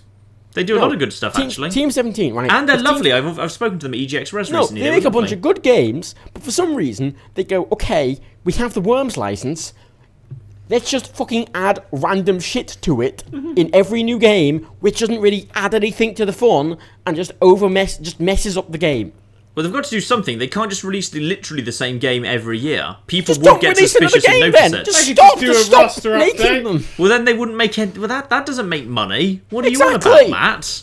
Fuck, like, right, they had that fucking Worms game that just added, like, shitty water physics, which was... I look forward to introducing you to Team 17's finance director. pointless I fucking think he'll gimmick. have things to say about this. And this one. This This- let's this- not bother no. releasing games plan. This one, well, okay, let's add fucking mounted turrets, building interiors, and fucking vehicles. Why? Yeah. I like the building interiors. Yeah, it could theoretically work. It does Why? work. The building interiors are actually quite nice. I think they're a good addition to the series. The vehicles don't quite work because they're quite cumbersome to control and they're just sort of everywhere. There's no real tactical advantage to them. No, because Worms is good because it's delightful simplicity, but like it gets deeply complex if you really get into it. But this just makes it like No. Worms works because it's a turn-based skill game, which is incredibly rare. It's a skill game. It's a full skill game, but you have a turn in which to do it. it is, but it's simple. That's what I mean. It's a Skimple. simple concept, and it's Good old Skimple. Skimple. executed simply. Skimple. Skimple. But right, Skimble! if they just throw Like we've random simplified shit at it, skimmed milk. because they go, oh, we got to do something new to it. They just fucking throw random fucking ideas at it. Fuck it. Yes. My issue is that they made the eyes look shit. Yeah, and I get pissed off because I like fucking what is I have fucking okay. I got Worms Armageddon, Worms Blast, Worms Clan Wars, Worms Crazy Off, which is it's a Crazy Golf game, that's different. Worms Pinball. Why do I have Worms Pinball? Worms Reloaded, Worms Revolution, Worms Ultimate Mayhem, and Worms Weapons of Mass Destruction. And what? I've Worms got, Clan hang Wars. on, I got Worms, Worms 2, Worms Armageddon, Worms War Pie, Worms 3D, Worms 4 Thunder Siege, Worms 4 Mayhem, Worms Zone Warfare, Worms Reboot, Worms Zone Warfare 2, Worms of Space Oddity, Worms 2 Armageddon, Worms Reloaded, Worms Battleline, Worms Ultimate Mayhem, Worms Revolution, Worms 3, Worms Clan Wars, Worms Battleground, Worms World Party Remastered, Worms 4, and Worms WMD. And most of I've them got aren't very Worms Armageddon, which proves I'm the cleverest one of the Yeah, three of no, us. right. Because I stopped buying them at that Worms point. Clan Wars. I may have was- been reading a Wikipedia article. Worms Clan Wars was one of the more recent ones. And what Worms Clan Wars did is it went, okay, let's just add less hats. Let's have maybe like 6 voices instead of the amazing, ridiculous amount we had in Armageddon. And let's get rid of a lot of the personality and make the exact same game, but boringer. You'll regret that. Don't even say that. That should have been the community's response to that decision. Like, I get so... Well, you see, Worms WMD is pretty much everything that you want from a Worms game, which is they've just made it like Armageddon, but they've added a few new things. But Which the you can new turn things up. are just pointless. It's shit. They went, okay, we need to add. like It that. doesn't feel natural. The It building feels work. like they just threw shit at it because they needed to. Like, I can still play Armageddon. The servers still fucking work. Why haven't Mostly. they added spherical maps yet, like planets? Have they done that yet? They must have done that by now. Ooh, Worms Galaxy. There must have been, yeah. Have we done Super the Worms Galaxy yet? They That had would make a sense, though. space one. They had a Worms of Space Oddity, but I read that off Wikipedia. I've never heard a fucking No, thing that would about make it. sense. Like if they kind of did it like Angry Bird Space, where they had these little. Yeah, planets you have that to would do be with, like, really cool because gravity. it is a That'd be game fun. about physics and stuff. Okay, Worms Space is a Wii exclusive game that is a standard Worms game, but they're in space. Though if you've got a hankering for that, just kind of play, what's it called? The thing that's in the Humble Bundle right now. Love is in a Dangerous Space Time, which is kind of the same thing. It's kind of like, it does have the same kind of physicsy, planetsy shooting weapons that have kind of momentum and force and gravity effects from planets. It's quite good. Yep. Well, still, It's not a I Worms think, game though, is okay, it? Team 17, right? Take Dan's idea and make it, and give us money. Thank you. Yeah, just basically, you don't add new stuff. I think just to have some formula mix-ups. Yeah, because that sounds fun. That's just right. So you make Worms Armageddon again, right? Because that's the best one. I mean, some people argue it's Worms World Party, but I think Worms World Party just wasn't as shiny. It wasn't as clean. Like, take all the voices from Armageddon or re-record them. Or they've got most of them. Soul Man's vanished, I believe, but that's the only one I really know. Scout is gone as well. Well, that was just racist. Fuck you. But then you want to have, instead of having like your vehicles and your other sections and stuff, have like different styles of maps. So have space maps where it's circular and you have to deal with circular gravity. Have underwater maps, because the worms just give a little scuba dive thing, but then like bullets move a lot slower and stuff, and then they'll have less range and things, but then you get other weapons that work a lot better underwater. And, make things interesting, like grenades just float, so they're fucking useless, unless, of course, there's someone above you, in which case you just throw it in front of you, then it bobs up. Make some interesting things. Have a mix-up of how the levels and stuff work. Tweak things, don't just add new stuff like crafting. Because as soon as I saw Super Banana Bomb, I went, alright, I don't want to know how this is. Have you seen some of the fucking weapons in WNT as well? Because they have some ridiculous ones. They've not really added. I didn't see any new weapons on the main weapon screen. It doesn't look like it, but there are. There's like a satellite which basically destroys everything, and it's like literally just destroys half the map in one go. Cool. There is a carpet bomb which just drops carpets. That was already in the game. That was already in the game. What's yeah. that? Yep. Oh, that wasn't in Armageddon. Yeah, it was in Armageddon. Yeah, it was. It was one of the super weapon things. Which, incidentally, good pro I tip to didn't get see. those out fast. If you make a custom game thing and turn everything from crates off, so if you because it says how many times you want to pin in crate, turn them all off. Then the only crate, and then turn crates on the max. The only crates that will drop will be crates with rare weapons in, like Princess Ming Far's Carpet Bomb, the French Sheep Strike, Postal Strike, Concrete Donkey. I didn't get most. I have a very few. Have very they fixed the rarely Concrete Donkey in this weapon. one? Because they used to just bounce in a big straight line down, and now in the new ones it sort of bounces around the fucking place. There's a fire one, like crafting. You just kind of can modify the weapon, so you can make a fire Concrete Donkey, for example, and that just goes straight down. Yeah, just go straight down. Interesting. I just feel they overcomplicate the formula really by adding all this random shit. Yeah, they make it clean, and they're like, we made a good Worms game, and then they just bolt shit onto it. I'm like, alright, what are you doing? It's like, oh, here's a helicopter and a tank and some mounted guns and interiors and all this random shit. Where's Armageddon was home? I think I've got a plan that could work for Team 17. Uh-huh. They email everyone who's ever bought Worms Armageddon, and they say, guys, making a game is really expensive. So either we can make a game that you're all going to hate and isn't going to be very good, and we'll sell it for £10 and some of you will buy it because it's got worms on it, or we could not make any game and you just give us £1 each to do that, so we can all keep our jobs, but we won't bother making a Worms game that you don't like. And we'll just sit at our desks making paper aeroplanes, and then there won't be terrible Worms games, it'll just be Armageddon. They make stuff like Overcooked. No, yeah, they can work on that instead. They can just work all that. I'll pay £1 for that. We can just. I'd pay a £1 a year subscription fee just for there to be no more Worms games. Yeah, unless it was like Dan's idea, basically. Yeah. See, I know how to do things. Also, I'd like to share a really lovely moment that just happened on Twitter, by the way. Ollie? Go on. Planet Coaster just tweeted a great big heart to the guys at Parkitect Game for their work making this genre a great place with us, to which Parkitect replied, thanks, heart you too, absolutely impressive what you guys are doing. Aww. Isn't that nice? Two Res. really good coaster builders being lovely to each other. Coaster's Alpha 3 is out now, and jizz cannons, it's amazing. At Res, I spoke to the devs of Planet Coaster. Did you lick them for me like I asked? Well, no, it was just after your video came out of 3 things. Right? Oh, okay, yeah. And I said to them about it, and he said to me, oh, I had someone explain that to me because he didn't have time to watch it.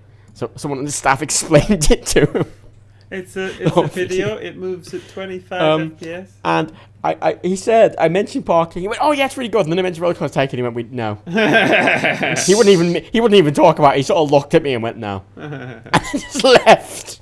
He didn't want to publicly criticize it, but you could see in his eyes. Yeah. I'm more than happy to publicly criticize Roller Coaster Tycoon World. No, that's fair.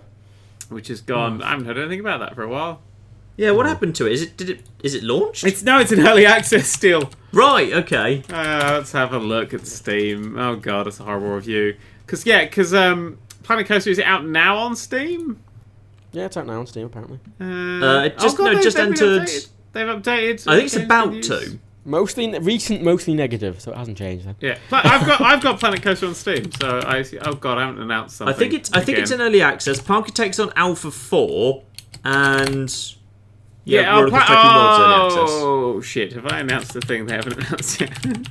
Planet Coaster. Yeah, Planet Coaster. You all heard nothing. Like ages ago. You all heard no. Yeah, I swear they said it was coming out to Steam. They said that ages ago, Dan. Yeah. Yeah. In all fairness, it is reasonable to assume that a game in development is planned to come out at some point. That's not really a massive spoiler. Yes. That's fucking. Game in development might at some point launch. Yeah. I like this. The system requirements. Unless, of course, you work for Gearbox Software, in which case, nah. At the very bottom of the Rollercoaster Duke thing, it says additional notes subject to change. Yep. Card subject to change. Okay, it's coming out in like a few days on Steam. I might give it a look at that point. So far, I've only been playing Parkitect, but I might give Planet Coaster a look. Yeah, it's coming out with Alpha 3, which is what I've been playing. It's added a whole bunch of stuff. Beautiful organisation of everything that we've already got. Water is the big addition to this one. The way they do water is really nice. At the moment, there's no like underwater view. I hope they add an underwater view so you can see. I was avoiding it till they added water, so I'm happy to play it. It's got 4 different types of water, and they're adding more at launch. But they've got like clean water, murky water, like glacial, like completely flat, and then like rough sea sort of one. So it's got a bit more of like waves and stuff to it. In their special effects, which contain things like fire, electricity, water spouts and stuff, they've added like wave crashes. So they will go off randomly. So you have big waves going every time you want them to be perfectly honest. That's how that works. They've also added like there's no like waterfall tool like in 3. There's just like these new spouts of water. I don't know if we're ever going to get a roller coaster a waterfall tool, but it's fine. But yeah, it works the same sort. It works the same way. So you dig a big hole and then you click on the side of the height of it where you want the water level to be, and then it just goes, okay, we'll build the water that level. You know, I think it's quite interesting to see sort of these very famous franchises like SimCity and fucking Roller Coaster Tycoon make a really shit game, and then indies take it over and make a much better game. Yes, and it's kind of sad in some regards for the original kind of franchise. But on the other hand, it happens really in everything, I suppose. It does. It's just the inspiration for the next generation. I mean, nothing really goes on forever. It's a real shame that they managed to fuck them up so badly, don't it? Well, yeah. I mean, I think SimCity I wouldn't say is massively fucked up. I'd say just the DRM was a massive stupid and it was just dull and it was too small and it. Well, I like most of the problems we have with games. Microtransactions, DRM isn't actually the developer; it's the publisher. These developers want to make great games. Yeah. And then the publisher's like, no, you got to do it like this and this, like this. Which is why staying publisher free is something I plan. Indies don't really have publishers. No, they don't. I mean, really Frontier's their own fucking publisher at this point. They've even got their own fucking store and stuff. Really? Yeah, that's where you used to get the thing from. Oh yeah, that's right. Yeah. So now the alpha, I believe it's going to launch alpha beta in Steam very soon because it's on Steam for me at least. And that's the thing they've announced. It's coming to Steam, so good. Haven't fucked that up. I'm always scared of that. Like in my head, I'm like, have they announced this game yet? Like, every time I'm trying down notes to this, I'm like, has that been announced yet? Has Bully 2 been announced yet? But no, it's not a thing. I'm always a big fan of I made that one up. I'm just saying. I'm always a big fan of, like, in the middle of the night, just getting a message from you going, is this under embargo? Yeah, I never fucking remember. Like, the amount of times like, a video is like 3 minutes until it's about to launch, I'm like, oh shit, I don't think I can actually release this today. Matt! Is it there? It's bad because I usually tell you it's under embargo when I give you the code and you forget. Well, yeah, but I'm never going to remember it that, am I? Yeah, I mean, of course, that's so unreasonable, isn't it? And then I said to the vicar, that's no dwarf, that's my wife! I don't even get how that's a punchline to a joke. What? Even as a fake one, that's bad. I don't know, make it up. That's the quest for Twitter. Anybody wants to tweet me a joke where that's the punchline, then feel free. One of my favourite things about the series Orange is the New Black is everyone's constantly telling the punchline to a joke we never hear. We just regularly cut to people telling the end of a joke where the punchline is, he's not an eggplant, he's just retarded. And we never hear the joke. I'd love to think, like in Series 3 or 4, which I haven't seen yet, that we do actually hear what the actual joke is. But I like that as a recurring punchline that makes no sense. Is it a joke about Jeremy Corbyn? Oh my god. Right, if you're like, you guys in America, you've got Trump and you've got the nuclear powers of death and destruction that bring about the end of the earth. Well, we've got Jeremy Corbyn.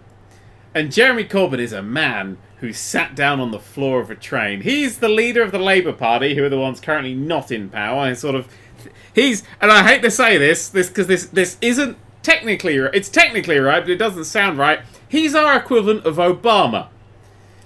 Sort of. I mean, he's on that party and that side, he's just not currently in power. But he got on a train, and to protest the fact that, I don't know what the fuck he was protesting, that the trains are too packed or something, he sat on the train's floor. Too busy.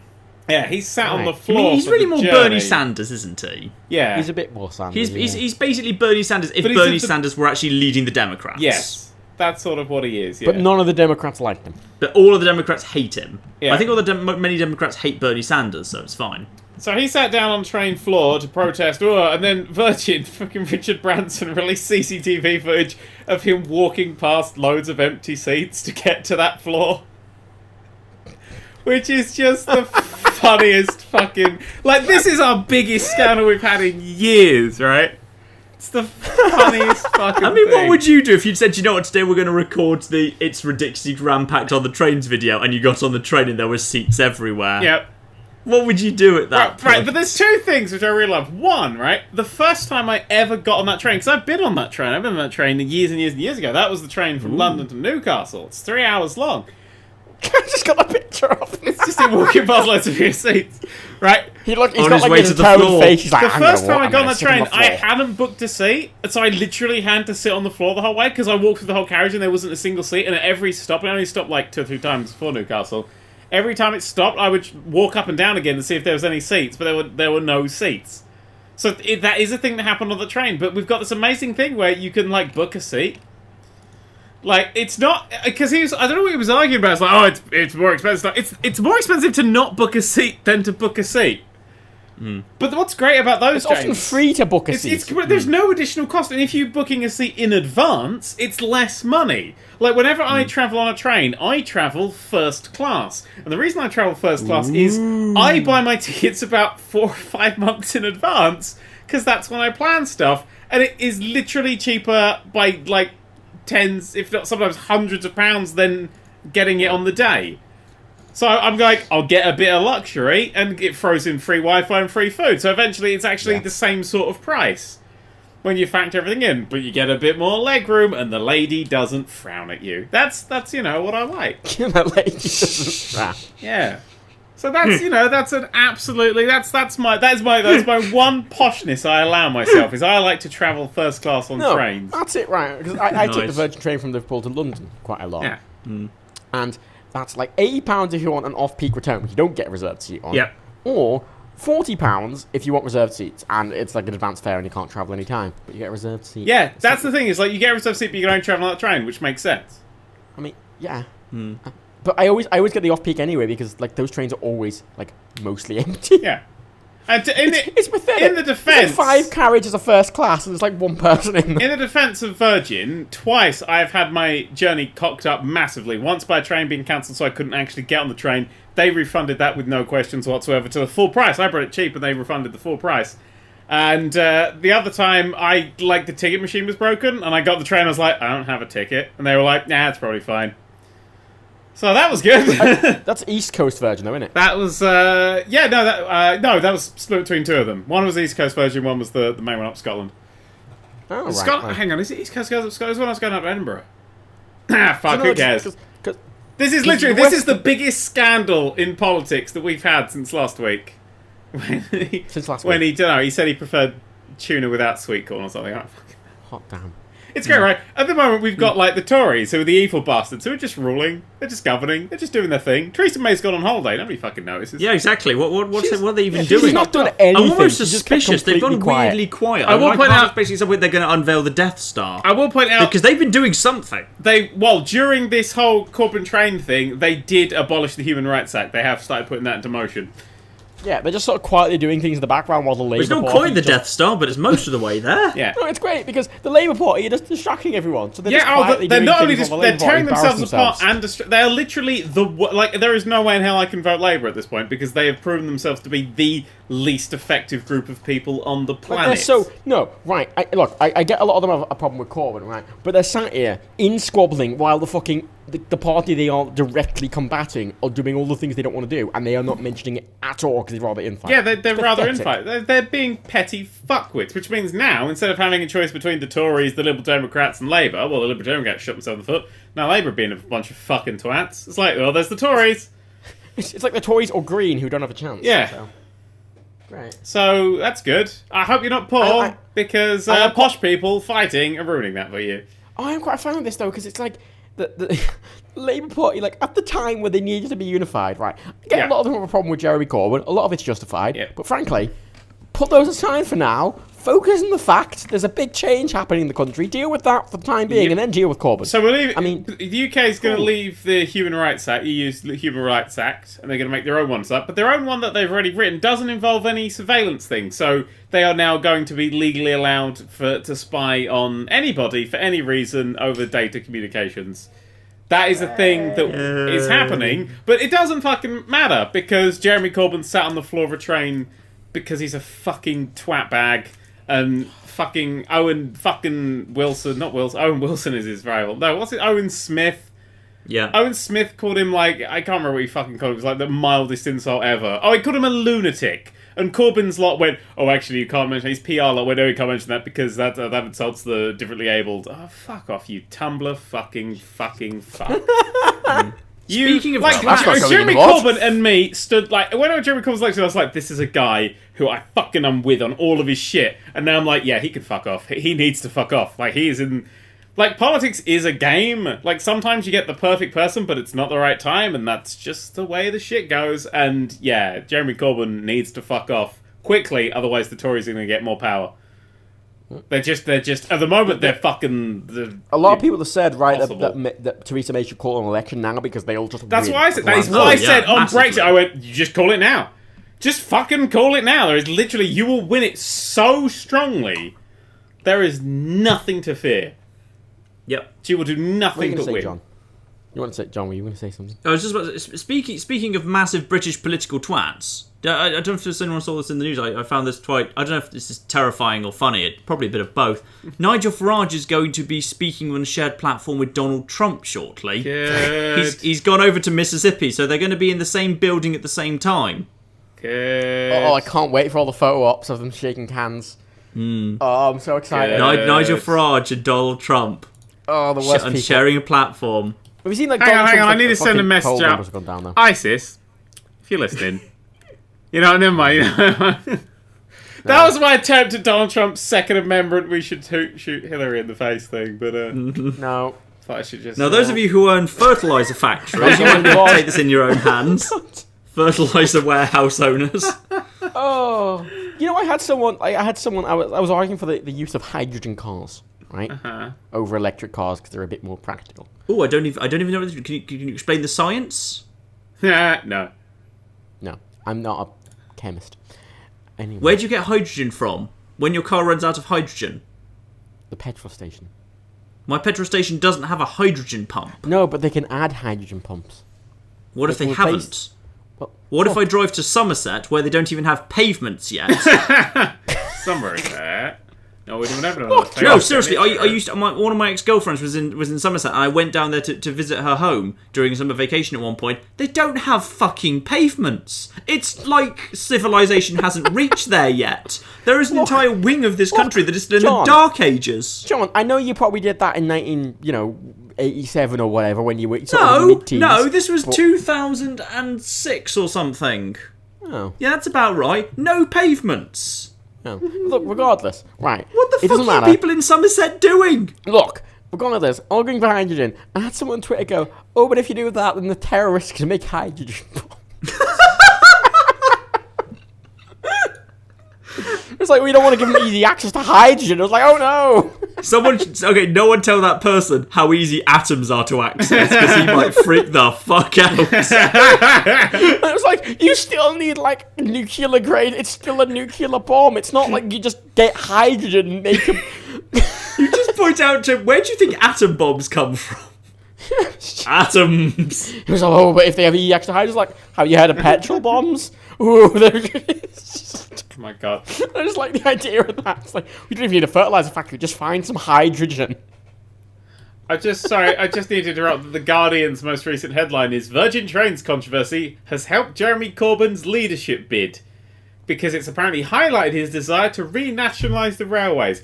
Jeremy Corbyn worrying about the railways at this point is like me playing SimCity when my city has been hit by a meteorite, but I want to get this station in the right place. I've been there. I've done that. I've been Jeremy Corbyn. I'm like, yeah, but if I get this station here, it'll look fucking brilliant and a little house in a residential area and... Coming soon in City Skylines, the natural disaster DLC. That is a real thing, yeah. That's a real thing. Looking forward to ignoring that while... oh my god. Oh my god. Just, oh my god. No. Just... Hydrogen bombs. Because Beautiful. it's... Yeah, sorry. We hit a political route, but it's just... Jesus I just have this Christ. image of just a bunch of terrorists in like traditional like black mask pulling up into a petrol station, just having a massive bomb on the back seat of like a Vauxhall Corsa, just kind of putting in little. No, their argument was that the hydrogen. No, their argument was that the hydrogen was the bomb. It's like they just pull up in like a hydrogen Toyota. I wondered Prius. what the fuse was for. Just sticking out a bonnet, a big comedy fuse. I thought it was so we could go at the Dodgems, you know? Oh god, it's the most hilarious thing. Right. But no, here's the thing. America, right? I know we joke about your politicians a lot, but for God's sake, I know Hillary's terrible, but for goddamn sake, at least the Democrats are fucking unified. Yeah. And even though Trump is terrible, at least the Republicans are going, yeah, okay, we'll forget about that and just focus on, the election. The problem with Trump is he preaches hate over anything else. It's always hate and blame. Basically, you know all the stuff that Yoda warned us about? That's Donald Trump. No, I love his Twitter because not once I don't think he's ever said what he's going to do. Is all his Twitter is great turnout at this event and Hillary's shit, ain't she? Yeah, and don't forget he occasionally also complains about talk shows, which he's really obsessed with. He's been complaining about like newspapers recently. Yeah, he complains about anyone saying bad things about him. Yeah. Also, he's really thin-skinned to criticism. Also, he doesn't like Mexican people. Yeah. Yeah. I got just a lot of pictures of him. Sorry. I'm just looking at his tweets. I've got an idea, by the way. I've put this on Twitter before. I think it's an interesting idea, which is we potentially need a new leader for the Labour Party at some point. Just someone brand new, because neither of the two guys who wanted the moment are particularly inspiring or good at their job. America seems to be pretty much done with Obama. That's what I've been saying the whole time! I've been saying this the whole time! Yeah. Get that son of a bitch over here! You know what? I think he'd be happier. We've already Obama's got, great. We've already got socialised Obama. healthcare. Yep. Obama's fucking... I don't know, like... I think he'd a lot love of it people over complain here about being Obama. our Prime Minister. He'd have But a at the end of the lovely day, time. Obama's he's a pretty cool guy. Yep. Right? Yeah. I'm down with Obama. I think he'd be fine. I think he'd really enjoy governing the UK as well. Yeah. He'd have much less trouble with us. He just all he has to do, right? He has to go over, literally take the exact same speech he used and replace the word freedom with like T. public. T. Yeah, exactly. And replace the word United States with the United Kingdom. Easy. Change you can public in. Public you can believe in. Change you can public in. We are the public we've been waiting for. That works. What? No, it doesn't. We are the public we've been waiting for. Yeah. It doesn't make any sense. That sounds like a Beatles lyric. We are the public we've been waiting for. I'd listen to that. Why are they Australian? Because I was actually thinking of Steve Irwin. I don't know. Rest in peace, Steve Irwin. Rest in peace. My brain just went, say this. Fuck, it doesn't fucking matter. We're fucked anyway. Who gives a shit? I'm currently sitting here going, yeah, Theresa May's probably the best person for the job right now. I mean, that's a sad state of That's affairs. literally the saddest state of affairs, but yeah, no, that's genuinely... Like, it's a sad state of affairs, I like, Cameron left and I went, oh, that's pretty sad, and then Theresa May came and went, yeah, that's probably fair enough. Pop quiz. Oh my god. Oh Can my you god, oh my name god, the sorry. current- Can we you just... name the current leader of the Lib Dems? Yeah, Marcus Bristow. Hitler. Matt, can you name the current leader of the Lib Dems? Marcus Briggs. Matt copied me, miss. I laid down the Nobody honey knows trap who the current by- leader of the Lib by Dems naming- is. Nobody Come cares, on, man. chat. Marcus Does anyone in the Bristol. chat know who the current leader of the Lib Dems is? Wait, Can just you name Google him? it. I don't think the chat can. Google? No, they're not allowed to Google it. You're not allowed to Google it. You have to just Can we point out the person in the chat? Knows. What's your name? Matt in the Crown, who just said, Dan wouldn't like Mexicans if they flooded his town. Oh, curse those Mexicans who blow up dams. don't quite understand. Who the fuck is Tim Farron? He's the leader of the Liberal Democrats, mate. Yep. Good old Tim Farron, that man who's constantly on Newsnight in the news, talking up a good game. Who the I don't know. He hasn't really he hasn't really done anything. Yeah. I've also suggested in the past we should just hand England and Wales over to Scotland and let Nicola Sturgeon manage things, because I think she's pretty much got her shit together. Yeah, God, he's the most boring-looking man in the world. Nicola Sturgeon's one of those people in the movie you're not sure if she's going to be the one who betrays everyone or not. But I'm willing to hedge my bets at this point. God, I love her. She is great, though, isn't she? If she invades, you'll be one of the first people taken over in Liverpool. Yeah, fucking ace. The Liverpool team would jump at that. Yeah. Yeah, exactly. This is one of the most fucking, like, socialistic... You know what we would do? We would finally find out where the North-South divide really is. If Scotland marched on England. When they actually started getting resistance. Oh, that's the South. That's it there. Yeah. Oh, the Midlands is going to cause some trouble, John's though. fucked, The isn't he? Midlands is really divided. Midlands is that shade of grey shit. No, it's worse than that. It's not great. I'm from the Midlands, and the problem is the Midlands is little pockets of areas that have done really, really well, and little pockets that have never recovered from deindustrialisation and never will. Yep. So there'll be real conflict in the Midlands about what's going to happen. For context of this, go on YouTube and search Map Men. Map men. Yeah, he's agreed. Jay Foreman has agreed to be on my podcast. I love fucking Jay Foreman. He's fucking incredible. I know. Seriously, I know, there's a right? guy called Jay Foreman. He does little YouTube videos and songs for kids and weird stuff. It's wonderful. No, you know what's funny as well? Actually, I found out when I googled him. It turns out he was in a video about the general election that got sent and played to every secondary school student in the country. Yes, he was. So you've probably heard of him if you're in school. He is one of my favoritist people. But he contacted me and was like, "Can I be on your podcast?" And I was like, "Yes." Oh my god, tell him I love him, please. I will. He's one of those like YouTubers that every time a new episode of Map Men comes up, because he's really good at taking something and making it interesting, but informative. I can do that up until the informative part. You get he's with like, me, "Oh, look, you get maps and interesting geography." lore. Yeah, like he basically just does videos about like interesting maps and stuff and countries. He's just got a within very countries good within comedic countries. style. Yeah, very very funny, really nicely edited stuff. Yeah. Very much. He's a musician as well. Yeah, his song "Bim" is amazing. Bim, bim, bim, bim. Anyway, So the my Tuesday. Jay- We should talk about games. Games. Yeah, we Games. actually were like it. Microsoft have announced an official Xbox onesie. I thought that was a joke. Is that real? That's real. That's a real thing. I just assumed that was just like an Onion article. or That is a something. genuine thing. I believe they must have only made it for the pun, but it's a real I just thing. googled it. Oh god, it's awful. It's a real thing.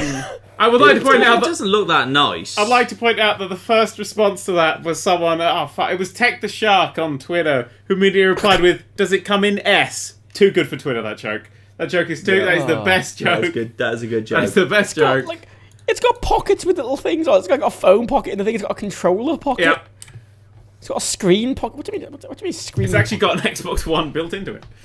No, it's got like a pocket that has a picture of a monitor on it, and I don't know how you'd fit anything in it. Yeah. Oh, actually, this reminds me. Some news we haven't talked about. PlayStation Now is coming to PC. It's on PC. Just came out. Yeah, I found that a Short bit moments, odd. yeah, a few minutes Really. ago. I'm very happy because that means they're finally releasing a wireless adapter for the PS4 controller for PC. Oh no. Okay, here's a bad thing though with it. The wireless adapter only supports one controller, That's a quite bad thing. and also it's Bluetooth anyway. So why do you need an adapter for it? It's Oh, because that Bluetooth. means they can do proper drivers for it. I mean, they've got drivers for it, but they're a bit shonky.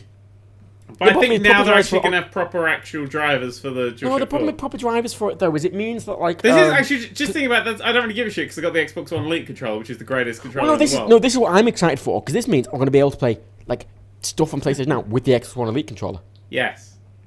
which is superior to the PlayStation one, Yes. frankly. I like that the first comment was of the Twitch chat. Tokyo Jungle's finally on PC. That game's awful. That game is so bad. Like, so many people are like, oh, it's amazing. I played it. It's like, you know when you play a game you go, this is too Japanese for me right now. Like, but not like through, like, content, but like how the game's built. Like, sort of how the Dynasty Warrior stuff and, like, that Earth it gets attacked by giant ants thing. It feels like an Ace Combat. They're all games that have that very Japanese arcade feel. I googled it and even just the screenshots, goddamn. Yeah, but it's got just- it's that. the most It Japanese just thing in the feels universe. like it's the most Japanese arcade game I've ever played. It's very weird. It's just was terrible. Someone says Steam controller the best controller. You're wrong. Fuck off. You're You're factually wrong. Yeah, factually. I know when people are like, oh, but you know, you can play your real-time strategies, and I'm like, oh, you can't. No, I bought it and I have one with my Steam Link because, frankly, it is fine for mouse. Like, if you want to do mouse stuff on the couch, it's a bit better. But I don't want to use it. I'm not sat there going, oh, I really want to use this controller. Like, it's more of like a last resort than anything. I'm just kind of literally going through the entire catalogue of PlayStation Now games and trying to pick out, like, any which, even if I didn't have them right now, I might want. Thinking, okay, so estimate roughly how much they would cost in a Steam sale. How much would I have to spend to literally own outright every game I've got any interest in? And then factor in that PS Now is like £13 a month in the UK. I think for about 6 months worth of PS Now I could own forever every game I could ever want in this list. I think the big thing with easily, it is actually, that, in a Steam the big sale. thing with it is you can play some PlayStation exclusives without needing a PlayStation. Yeah, it's a good thing. Especially, I can play Uncharted 3 and Heavy Rain. I don't get Beyond Two Souls, super interested into it because literally behind my PC, plugged into my PC, I've got a PS4, a PS3, a PS2, a Mega Drive, an Xbox, You know, I've got. Yeah, fun. They're all just that's just part of how I've set everything up, and I really like sitting in my IKEA chair playing video games. Yep, it's a good chair. Oh, it's the best chair, especially because I've got those shelves behind it, and I can put my feet up in the shelf that I keep empty for my feet. Well, I've got a fucking I bought a piano stool for my piano. I didn't use it for that, and I just used it as a footrest. Yeah, need a good footrest. But yeah, good chair. I think you could buy literally everything of value in a Steam sale for about £80 in this entire catalogue. So that's 6 months. That's 6 months worth of subscription. But here's my thing. The big thing about it is they're adding sort of proper like controller support with the PC, and maybe we can get the Xbox One controllers working with it. Kind of, you know, that's kind of what I'm interested in. Yeah, that's a cool thing to be interested in. Yeah, that's a good. I'm hoping because there's a downside though. It is PlayStation Now, so it's kind of laggy and not really super great. Yeah, well, I'm not going to play it. I don't give a shit. Yeah, it's one of those things. I'm like, I've never been interested in not owning my games even further. Well, the thing is, right, the cost of them, you can just buy a PS3. Yeah, and the games. It's cheap. Mm-hmm. I mean, how much is a hang on? Let's see on eBay how much is a PS3. Okay. Yeah, you can just keep playing that £13 forever, or you could instead just have PS Plus and just gain free games. Generally, pretty solid games for free forever. There's been here with like Move controllers and 2 controllers and a bunch of games, and PlayStation's playing for like 50. It's got like 40 minutes left, and it's £55. Yeah. I mean, it's like let's look at shop around for some of the stuff without so many accessories. You could do much better. Sold listings. A PlayStation 3 Slim with 10 games, £90. Yep. A PlayStation 3 with games and controllers, 60, 80, 40 for a game, just the console on its own. I mean, here's one with 10 games, a controller. Is that a mic? That's a fucking microphone. It's got a fucking stupid SingStar mic with it. Oh, SingStar, love SingStar. Sing it, mic. It's got all this shit with it, but like it's 56. I do fucking love SingStar. I just can't ever do it on the channel because it would get copyright striked to hell. Yeah. Here's what this one was £100. Right. This is a for God's sake. This is a. My love of karaoke can never be on YouTube. This is a 256 one, and this comes with GTA 5, Resident Evil 6, Sleeping Dogs. You know, there's 2, UFC, Red Dead Redemption, like all the Uncharted games, Far Cry 3. I mean, what? Like, so some good games, and also Resident Evil 6. How much is that one? That's £100. Just £100. Yeah, that's like less than a year of PlayStation Now. Yes. Message that person and just say how much if you didn't include Resident Evil 6. Like these, like the cost of just buying a PS3 second hand with games is cheaper than a few months of PlayStation Now. Yep. And you get more shit with it. Yep. Yeah. Just do that. And then you can get PS Plus and get free games every month. Even though that's going up, they're adding 10 quid to that. And bear in mind, even if you were with PS Now for years and years and years, at some point they'll probably can it and turn off all the servers, and you won't ever have access to it again. Yep. Yeah. So they've paid all your money, and you'll never actually have bought it. Yeah. Oh god, there's one here with how many games is that? Oh, that's 20. They might be shit though. Yeah. It might be Ben 10 2 Trouble in Time. No, 27 games. It's all. Said there might be shit. Some of the Lego games, some Call of Duty games, some NFL games, some football games, GTA 5. I mean, that's £130. Like, just saying, the price of these is reasonable if you just want to play them a bit. Yeah. I mean, just do that. Don't buy PS Now. It's a bit redundant, really, isn't it? Although, right, as I say, I'm excited for the controller sport a bit.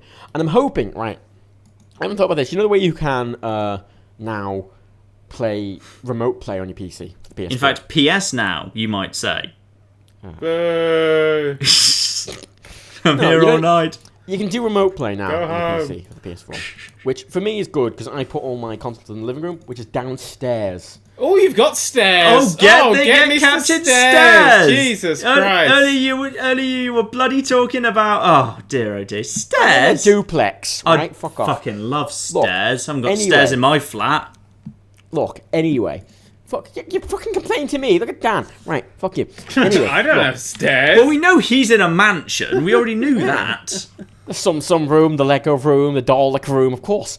They're all the same. Right. The guest Dalek room. I was where gonna get Daleks HDMI. come What over. little Daleks going? Aww. I was going to get wireless HDMI adapter to, do the thing, but I might just use PlayStation Remote, and hopefully there's some probably third-party application that'll allow me to use my just Xbox One controller with it. Just fuck the PS4 controller, and that's all I care about, really. Fuck the PS4 controller. The moral of the story.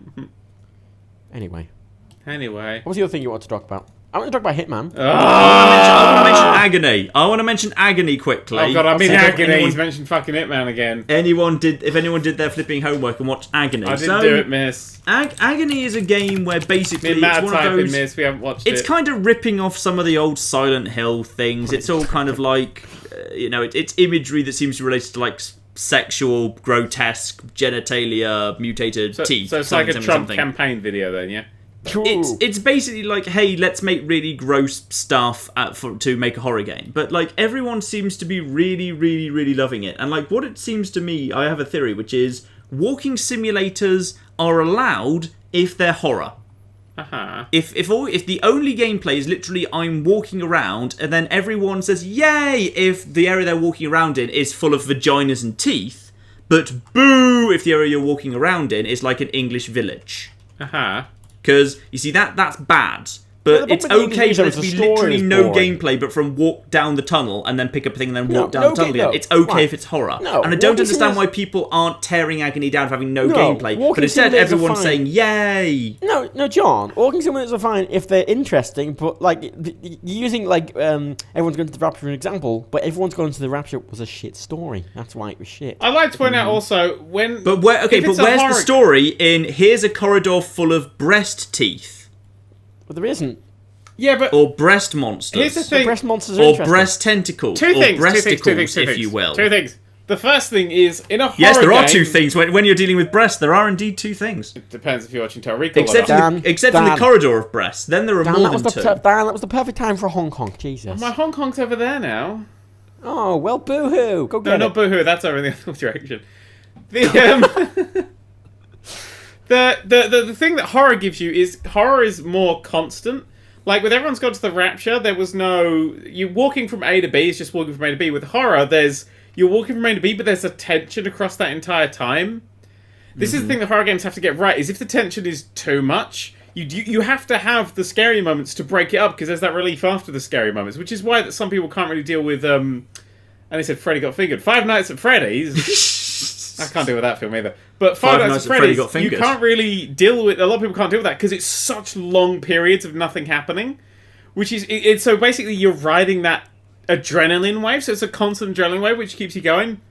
Which would make if I get cave for horror, that would make me care more about what's going on. That would keep me in it more than I'm in an English village. And I felt like Rapture, Everyone's Gone to Rapture, played all of its cards the first time you saw a single house. It never really deviated from that. You never saw anything different or weird. Oh, there's a windmill in the distance. You get up to it. Oh, it's a windmill. Whereas, a room filled with breast teeth is something interesting to look at. And I feel that's got two things well above other walking simulators. It's got difference and it's got actually something in the background. Which is why I actually prefer Gone Home, because Gone Home has... I love Gone Home. It's sort of got that underground vibration, that deep bass, like little bit of horror of, is something gonna leap out at me now? So It does have some puzzles, though. In fact, yeah, it's some got light other puzzles. stuff going on, but it has that thing that keeps you going, and it's got, you don't quite know what's going on. And it has one of the best twist endings in all of gaming. I'm not spoiling anything. It's beautiful. Yeah, but you think it's going to go one really, really, really extreme way, and it goes a very different, very, very extreme way. Yes, and I was more than happy that it went the other way. I was relieved. It was one of that was the final, but they had to go so extreme with it because it was the final tension break. Yeah. And so that's why it works so well. So having the tension keeps you going along, whereas, I don't know, everyone's gone to the Rapture, just never felt like anything was going to happen. It felt like I'd seen it all. The story was being told in order that was just more confusing for the sake of being confusing than anything. None of the characters I gave a shit about because they were all blobs of light and they all had the fucking same accent. And I couldn't even tell them apart from the colour of their hair, which is how I normally tell people apart. So, just, many issues. I think horror is a lot better for walking simulators because just being in a horror game is enough to keep you going. It's like, okay, the best example is, it's like in a stealth game where you're sitting crouched behind watching a guard who isn't moving. Like that, however long that moment lasts, that is a moment you're in every second for. You're not like, oh, come on, I'm fucking bored now. If you got a time limit, you're like, oh, fucking come on! And if you don't have time limit, it's like, alright, he's going to move in a second, I'm going to do this thing and this. And it's a planning stage, but nothing is actually happening. But it's all ticking over in your head, and there's that tension of, am I going to get caught and stuff like that. So it's it plays on the more adrenaline. So I think you can get away with it if something's actually going on, and fear and tension are things that can drag a game along a bit better and can make people go with it a bit better. There, I defended a horror game. Are you happy now? No, I'm not. Then because counter-argue. The thing with the horror game... He didn't counter-argue, I win! No, let Matt counter-argue. No, I'm constructing my argument eternally. No, I agree with Dan, because horror Damn it! games... Listen, the whole point of a horror game is the suspense. You don't need the point of the horror game is to scare. The gameplay is secondary. Yeah. Essentially. You have to have the bumps. You have to come down from the scare as well and break it, and then you calm it down, and then you bring it back up again. But that's the point of it. Like, that's the main point of a horror game. The main point of, like, everyone's going to the Rapture was the story, and the story wasn't good. Yeah. And there's not that suspense there. And that's why, like, it's fine for a horror game to have this one, because it is just about being scared, and that's what the people go into them for. They don't go into it for fucking interesting gameplay, necessarily. Yeah. My problem, though, is it seems to be one tone. It's just one note of, you are in a dark place where there's wibbly, slightly disturbing shit floating around. See, that's and the thing. it just... There's no real sign of any enemies or any puzzles. It's just going to be... And how long can that really sustain your interest for what's going to be an expensive release? I don't know. I assume quite a long way if they can keep it going. I mean, because horror games I always hold to the side of everything else. I see the same with horror movies, is that you go into a movie, if you like a comedy or something, you never quite know what you're going to come out feeling. Like, you're never quite sure. But with a horror, you know for a fact that you're going to get one thing, and it's not about how you feel afterwards, it's about how you feel during. Horror is more of a roller coaster than a story. Have you played any horror using the Vive yet? No, I'm not an idiot. I've said this before, that it's all worth Vive doing. Is horror. All it's Vive bloody is horror. terrifying. Okay. I have done it. It is truly I don't like terrifying. horror, it just normally, let alone on the fucking... I can't deal with the fucking hunters in Left 4 Dead. I'm not going to deal with some of that shit actually coming at my real, actual... I have played a dark castle zombie shambling out of the darkness in virtual reality with the Vive. No, I did Fucking accidentally play a horror hell. game with the Vive, which It's was worse. terrifying. No, I accidentally played a horror game with the Vive, which was worse because I didn't know it was a horror game. Which one? I can't remember. The Cubicle? That's accidentally a horror game, isn't it? No, this was on the DK2 I played this. This is one of the demos. And it was like... It was a dungeon crawler. It was just like... what's the type where it's... it's like a turn-based dungeon crawler where you're walking like... Oh, you mean Thingy. Thingy. Yeah, Thingy, great. There's that first-person game that does that really well. I can't remember. Yeah, it was first person, and it was all low poly. And it was like a standard, like, old, like, sort of... roguelike thing. I sort of walked a couple of things forward, and went, okay, and it was turn-based, so I thought, it's dark, and I went, well, nothing can jump out at me because it's turn-based, right? So I went forward, and I was looking around, and I looked up. And a spider dropped on you. No, and there was this creature, this terrifying creature, like, about to grab me, right? But it was still, because it was the whole, like, kind of, like, weeping angel thing, innit? But you didn't know it's there, and then suddenly you just see it, and it's about to grab you. It stopped, because you're not moving. and I didn't know it was a horror game. I didn't even know there was monsters, but I looked up, and oh my god, I shit myself. Oh my actual, like, it... Oh... I just threw the fucking... Because I don't like horror. I've had that exact same experience, but in Dark Souls 3, when you go into a little cavern and thing, and there's a big horrible spider thing stuck to the ceiling, and I was like, oh... It's so much worse than virtual reality. That's why I don't play horror games. Horror and virtual reality is exactly what horror is. It is made for horror. It is brilliant if you like that sort of thing. I think it's made for flying tiny aeroplanes around in a really cute way. I struggle with flying tiny aeroplanes around because then I'm not moving, but the vision is moving, and that. No, like you just move them around, like in that. What was that? I can't remember the Tropical Island game. Oh, you mean in Final Approach? Yeah. The Final Approach flying game is shit, but actual Final Approach. Yeah, I can't play the actual flying games and stuff here. It's shit. No, because the camera doesn't. Final Approach is exactly what flipping the marble game needed to do and didn't. The marble game had bloody fixed cameras that move around, and that's completely migraine central. Oh shit! VR. Speaking of horror, quickly, I want to add this. Have you seen the newest Prey trailer? The remake of Prey, or well, it's never a remake, but the latest Prey game. Yeah. No. Oh my god! You get to play as a mug. I'm sorry. Oh yes, I saw you that. Have you get like a possession. There's a thing that lets you turn into things. Yeah, you sort of possess them by the look of it. But so you can just you can possess a mug and just start wandering around as a mug. Yeah, you sort of like fling the mug around like it's being like hit. But that means that you can fit in smaller gaps and then appear. So like one of the puzzles is there's like a mug and it's sort of like a banker's window with a little bit sort of at the bottom. So the person turns into the mug, flicks it underneath that thing, and then pops out the other side as their full form. I mean, all the monsters look like spiders, so there's no one in hell ever play it. But that was a really fucking cool looking mechanic. I was like, oh shit, that looks so smooth. That's cool. Yeah, that's a cool little thing. Anyway, does it really lead you into puns? I just kind of want to turn into things and then pop out a thing and then make a pun based on that thing. Yeah, what do I look like to you? A mug? Yeah, that's the thing. Okay, I want to talk my Hitman question. Hang on, have I lost all my money? I've been mugged. That was shit. You got to work fucking Hitman now, so I'm going to zone out. Wake me up. Fuck you. Use the command phrase. Okay, John. Yes. I've level 20 mastered Bangkok and I've done every challenge. And can we also say, for I think like the second or third place in a row, the level 20 rewards are still fucking bullshit, and it's still not given us anything good since fucking Sapienza. The phone is good. That wasn't level 20 reward. The phone is just yet another fucking noise summoning thing. No, yeah, I This is like a book club where you read the same book every week. No, but right, okay. I want. Where is the fucking second silver baller? Where is the rifle case? And where is a little toolkit so you get to automatically start every level with a screwdriver, a wrench, and the other one? I agree. Where's the fucking useful stuff? Another silenced pistol. Oh fucking whoop-de-doo. A silenced pistol with less bullets. Yeah, with less bullets and less power. Fuck's sake. What the fuck? But right, no. Having done all the challenges in Bangkok now, yes, and Suit Only Silent Assassin, which was the hardest Suit Only Silent Assassin in my opinion. Which was what? Sorry. It was the hardest Suit Only Silent Assassin in my opinion. It was, but it was also the one where it was the most obvious because there was only one route you could go and you just had to execute perfectly. So I find it kind of more boring than say Sapienza, where there were multiple different ways you could have done it. Yeah. There's literally only one route you can take to Suit Only Silent Assassin. After playing Bangkok, right, it was a small level. I think I might even prefer it to Sapienza. Ooh, no. If anything, I think it starts showing the limitations of some of Hitman.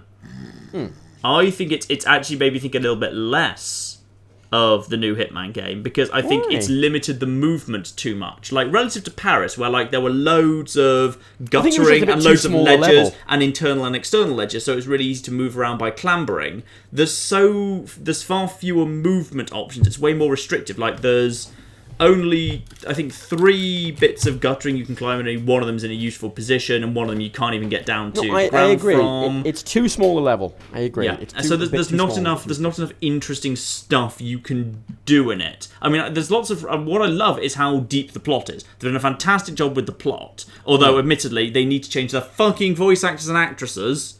Because who would have thought that Jason Cross, his dead ex-girlfriend, happened to be the woman in Sapienza, and the woman in Marrakesh, and the woman who's elsewhere in fucking Bangkok?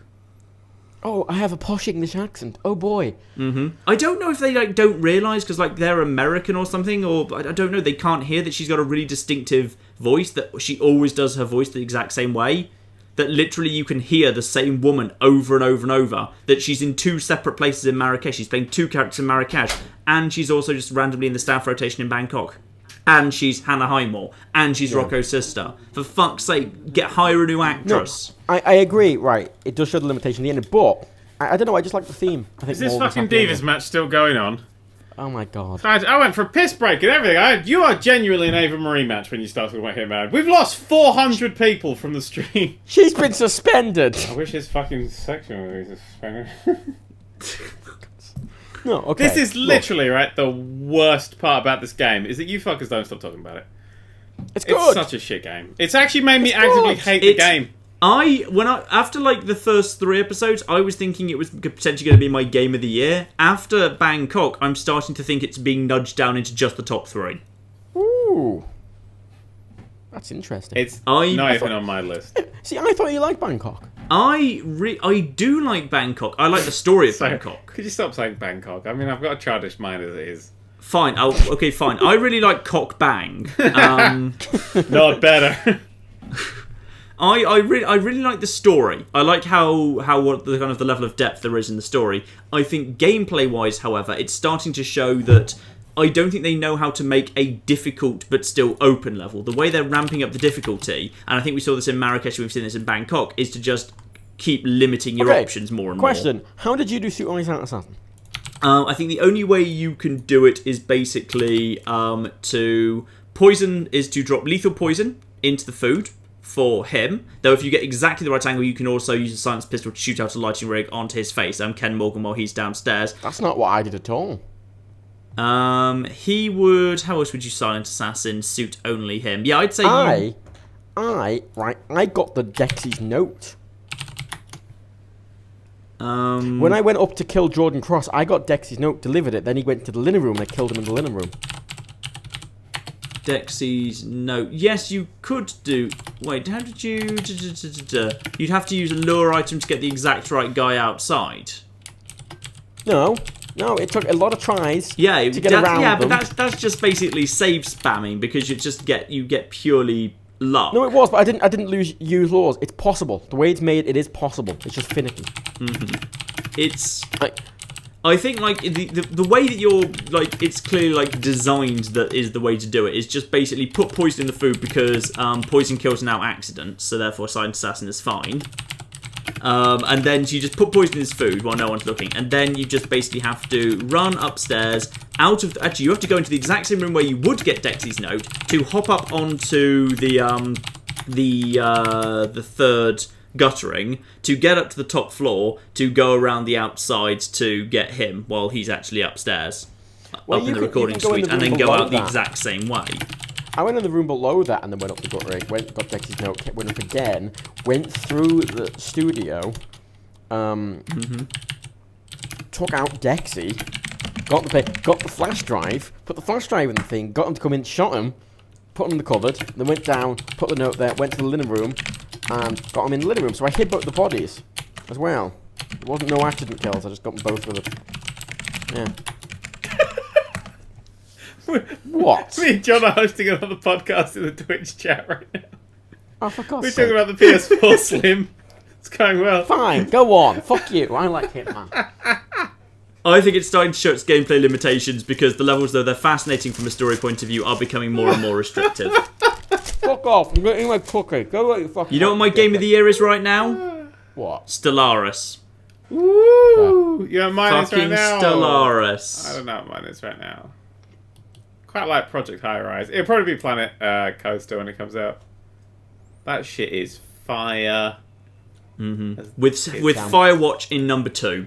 Probably. Whoa, really? Firewatch is one of those games where I think I will look back and think it does a small number of things better than any game I've ever seen before. It's not the best game I've ever played, but it takes a small number of things in terms of like atmosphere and particular emotions and particular themes in a story. I think I can never think of a game that's even come close to doing them as well. It's good, but it's not that good. I mean, It really I cannot think of a love story in a game that's better ever.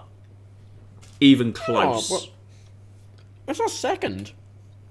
Huh? It's good. It's in the top 10, but it's not second. Oh, for me, it's second, and I would. if it had a bit more gameplay, I'd call it first. Interesting. I think Firewatch is an incredible achievement of atmosphere, graphics, storytelling, exploration. It's mainly the atmosphere. The atmosphere is incredible. The story is brilliant. I think there's so much of interest there. It's the first time I've ever seen a game attempt to do phone sex in a game and do it fucking well. It's amazing. There's so much there that's done very, very well. Actually, you know what my top 3 Does games the phone would be? go in the butt? Just a question. Goes in the butt. My nice. top 3 games. Right. Not even kidding, right? Batman the Telltale series, We Happy Few, and, you know, of course, Lego Star Wars The Force Awakens. Excellent games. Fantastic. What's happening? I think... Help! Have you seen how much Matt he talks about Hitman? malfunctioned. Matt clearly doesn't understand what makes a good video game at this point. Matt, what's like wrong it, with man. you? Should we hate talk those about games, fuck other you. things? Oh, Jesus. Go Let's on. get some other things done. Titanfall 2 is apparently super shitty. I've been watching a lot of footage of that. I haven't played it, but they seem to have taken out all the things that made it good. I was surprised because it did its own thing before. Yeah, but it's EA. They fuck up sequels. Yeah, but it did its own, like, lovely thing, and it was a manic, sort of, much more vertical-based thing, where you could actually play movement more than you could play shoot. Like, Yeah, Mirror's Edge did its own lovely thing, and look what they did to that. yeah, but this seemed like something that was actually different, but now, like... So they've taken loads of things out. So they've slowed the game down. Like, there was a talk, the director was like, oh, it was a bit too fast and chaotic, so we've slowed it down. I was like, why? That Titanfall was supposed to be fast and chaotic. They've taken all the bots out. There's no AI around the place. Which is like my favourite thing, because it felt like the battles were massive. There's no rodeo anymore, apparently. You can't actually jump onto the back of other people's Titans and pull all their stuff out. So that means that my entire gameplay tactic, which was to never summon the Titans because they were boring as shit, is gone. And the levels are nowhere near as vertical anymore. They're all talking about doing lane systems and stuff, and it's all going to be sort of... It looks very COD. There's a grappling hook, but the levels are less vertical. The grappling hook's like an option. You can't now bring like a standard weapon and a Titan killing weapon along, so if you've got a smart pistol, tough. It seems like they've made a lot of mistakes. Like, everything they've done that's changed is a mistake. So that's my thing about Titanfall 2. None of you played it, I don't They've think. added nothing. They've added not even anything that you find interesting at all. No. There's a single player, but who really gives a fuck? It's the only multiplayer I ever liked. Can we just say a moment to say hooray and yay for science for a moment, as we have discovered in what is potentially an Earth-like planet in the right radius to actually have water on it, circling around pretty much the nearest star to our solar system. Proxima Centauri. Proxima Centauri. Yep. Yeah. Proxima Centauri's got a fucking planet around it. Yep. It's got an Earth-sized Road planet trip! in about. Can I No? just say potentially? Big emphasis on the word potentially. Well, yeah, because it's like looking for a speck of dust Potentially, amongst but coalfield. add into that the fact that there are 23 separate locations just in our solar system alone where we can find water in one of its forms. Are we living in like- No Man's Sky? I mean, that's pretty fucking incredible when you think about when we've kind of previously thought, okay, fine, you know what, we're never really going to find any life. There's, you know, the chances of us stumbling across it. It's like 23 separate locations of water just in our solar system. And we just found what may be a planet that's suitable for hosting water and potentially even human colonization, just happening to be on the nearest fucking star. To clarify, fucking hell. when you say locations of water, do you mean liquid water or do you just mean like Vapor, frozen ice water, as well? or ice. Okay, Water in any form. 23 locations. Not going to count that. Liquid water only. Come on now. What?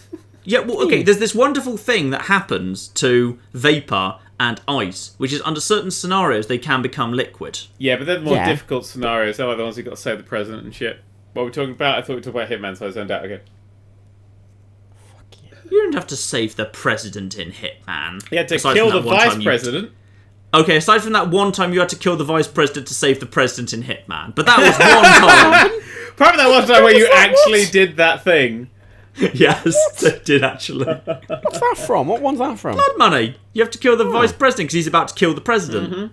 Remember? White House mission at I never played sunset. Blood Money. You've never... What? No. You've never fucking played Blood Money? I did, but I didn't really like it, so it stopped. Which Oh my Hitman did you god, like? everything you've ever said about the new Hitman new makes one. so much more sense considering you didn't like Yeah, Blood Money. why did you play the new Hitman if you'd never played Blood Money?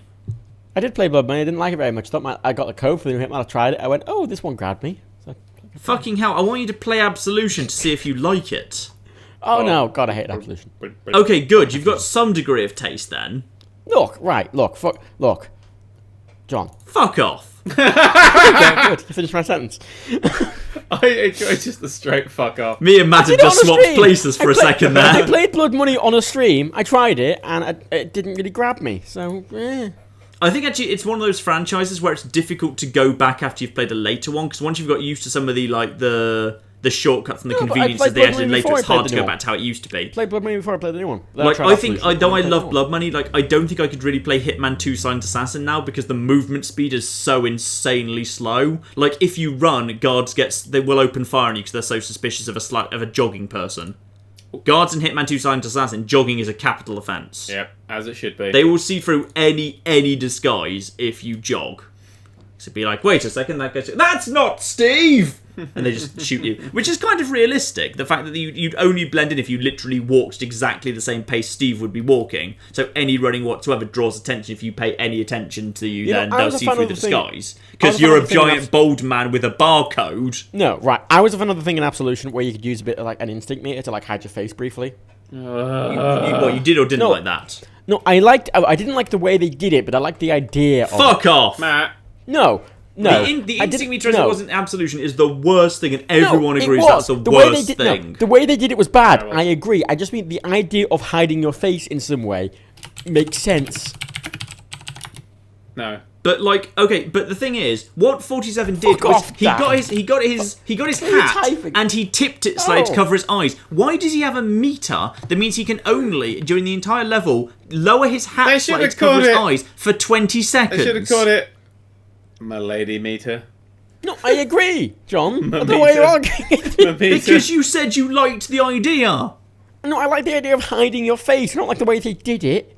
I think we should all unfollow Matt on Twitter.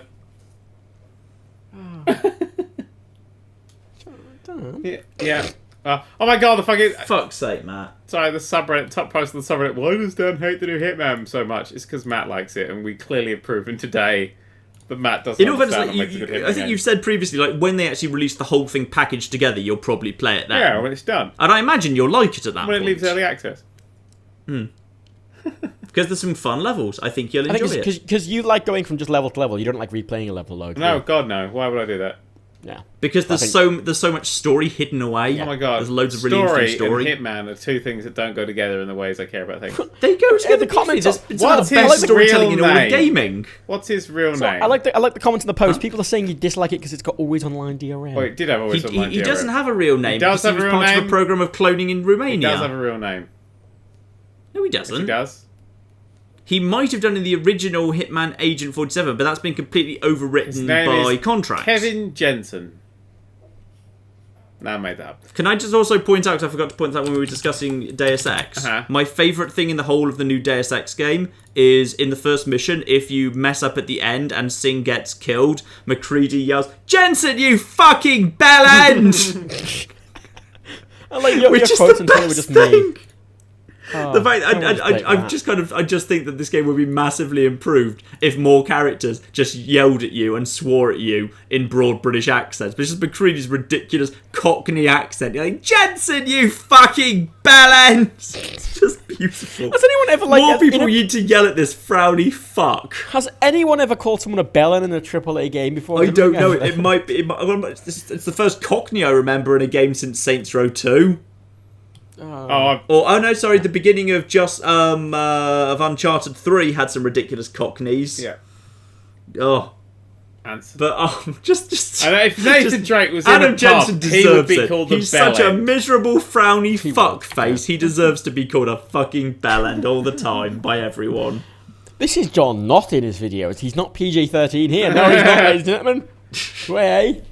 Like someone said before, why is John swearing so much? In his videos, he's Daniel Bryan. In our videos, he's Brock Lesnar kicking the shit out of Randy Orton. There's blood everywhere on this podcast. I obey the rules of where I am. If I'm on a podcast where swearing is allowed, I will happily swear. And when Matt comes on my channel, I edit out all of his swearing, and then he only talks 5%. I like that though, like some innocent poor child who thought this was like a PG-13 podcast game was, "Are you fucking bellend?" It's like, oh no, my innocence. You know, oh my god, there's What a the guy. fuck was that? Someone just said John What? rated M for mature. Yeah, but enough about his age, right? Oh no, my innocence was just, what Matt is this? It was a small child. Oh, are we back to the Vatican's age of consent here? Okay, Oh look, god, the Dan, podcast's Dan, you mentioned- looping. It's looping. Dan, you mentioned Brock Lesnar. Did I? Oh Right. god. I've still Yes. got 5 Okay, bits look, of news right. to Oh, go. here we go. Here comes the wrestling. Fine. No, brief thing, right? I didn't even turn up for the wrestling podcast I normally do. That last one was so No, terrible. I was gonna. Look, yeah, I watched like an hour of it and gave up. But no, right. For the best. At SummerSlam, What Culture Pro Wrestling, right? Adam Pacitti, you know Adam Pacitti, Cheeky. Good right? name. Adam Pacitti. Cheeky. He's Cheeky. a guy with glasses and a stupid mustache. Yep. We follow each other. He's a nice man. He's got this picture of him with his arm around Brock Lesnar, looking really pleased with himself. Uh-huh. And it's my favourite thing because Brock Lesnar just really looks like he wants to fucking murder Brock him. Lesnar has that face all the time, though. I know, but it's terrifying because he's got his arm around him. He's really chummy. He's got a big smile on his face. Just Brock Lesnar. My favourite thing ever said about Brock Lesnar is that I'm not scared that Brock Lesnar would fuck me. It's that he would use me as a condom to fuck something much larger. Right, well, end the wrestling talk there. It's the worst thing you've ever said. Oh, that's disgusting. I didn't say that. That was someone else. I can't remember who said that, but that's it. That's the end of the. It's wrestling worse than the bit. human centipede in my head. Oh. You have a human centipede in your head? Hey, I found out about a Lost Saints Row game today I'd never heard of. There was a... Stop typing, John, John. for the love of God. Yeah, sorry, what? I was just typing. There's a Really? No Saints shit. Row game that was called... It was cancelled. It was called Saints Row Money Shot. And you played as the leader of the Saints, but you were a sniper. And every time you fired the bullet... Like, you fired the bullet at the start of the level, and the level was you moving the bullet around in midair as it went, like, super slow motion through a level. So it was somewhere between, like, a Burnout Crash mode and a fucking extreme sports game. It was the... This sounds like it would be good for a Saints Row 3 mini Yeah, game. it's This the is not weirdest just to fucking carry thing. a game. You cannot carry a game on this. It was supposed to be more of a little game sort of thing. It was on, like, the PS3, Xbox 360. Yeah, release it like Hitman And Sniper DS. Challenge or something. Yeah, it was that sort of thing. But I watched some footage of that, so I was like, I want this in my life so bad. There's various games. was great? that What was do great, right? That It sort was of bullet being hyper-canon. guided through the air already. It was hyper-canon. Perfect Dark. No, this is the best bit about it. It was so involved in the canon, it was actually the conclusion of the entire deck storyline, which is like the main storyline from Saints Row 1. No one cares about the storyline from Saints Row 1. Well, it Now went it's through about Saints Row magic 2 time as traveling well. aliens But I like who that- stole Christmas. That's when they bothered to do it. Yeah. Magic time traveling Christmas stealing aliens Yeah, let's who not... blew up the earth. Yeah. Saints Row 1 was very similar to 2. Like, in a lot of ways. Yeah, it didn't What do you go think? as wacky. It felt a bit more just standard gangster. In many was. ways, I mean, Saints they Row 4 did wrap up Saints Row 1 because with the destruction of Earth, that kind of wraps up everything. Yeah, let's not. There's only so many places the Saints Row 1's plots are going to go once Earth has been I blown like up. that. You could just simulate the ending of every game in Universe Sandbox 2. Yeah. Just conclude every game. All Galaxies That's right. Collide. All games are now finished. Aww. It would, however, take a while to finish up No Man's Sky, having to delete all 18 quadrillion planets. Oh, It's only God, that 16 fucking gig. ending, that Fit in my ridiculous. fucking recycle bin, that would. That fucking ending, just getting to it and then it just panning out of a galaxy and then just you find a new galaxy. Wa-na-na-na-na-na. Yay! Hey, it's back! Woohoo! Right, few last little bits of news to get through. Yeah. Rocket League hit 20 million players, which is fucking astounding. That game just doesn't cease. It just keeps getting bigger. Keeps getting bigger because it's an incredible game. We love it very much. I played Pokemon Go! Like, properly. For the first time. I was recently not in the middle of bumfuck nowhere, so I could actually play Pokemon Go, and I've come to a conclusion. It's terrible. It's exactly the same as if you were in bumfuck nowhere No, because because there's nothing to it. There's a lot of Pokemon now. Because I had, right, up until... Put that down. Up until a few days ago, I had 0 Pokemon. I know you're supposed to get a starter Pokemon, but I never got one. I caught it, it was a Charmander, but it disappeared at some point. I don't know why. Did you sell it into the slave trade for candy? I may have done.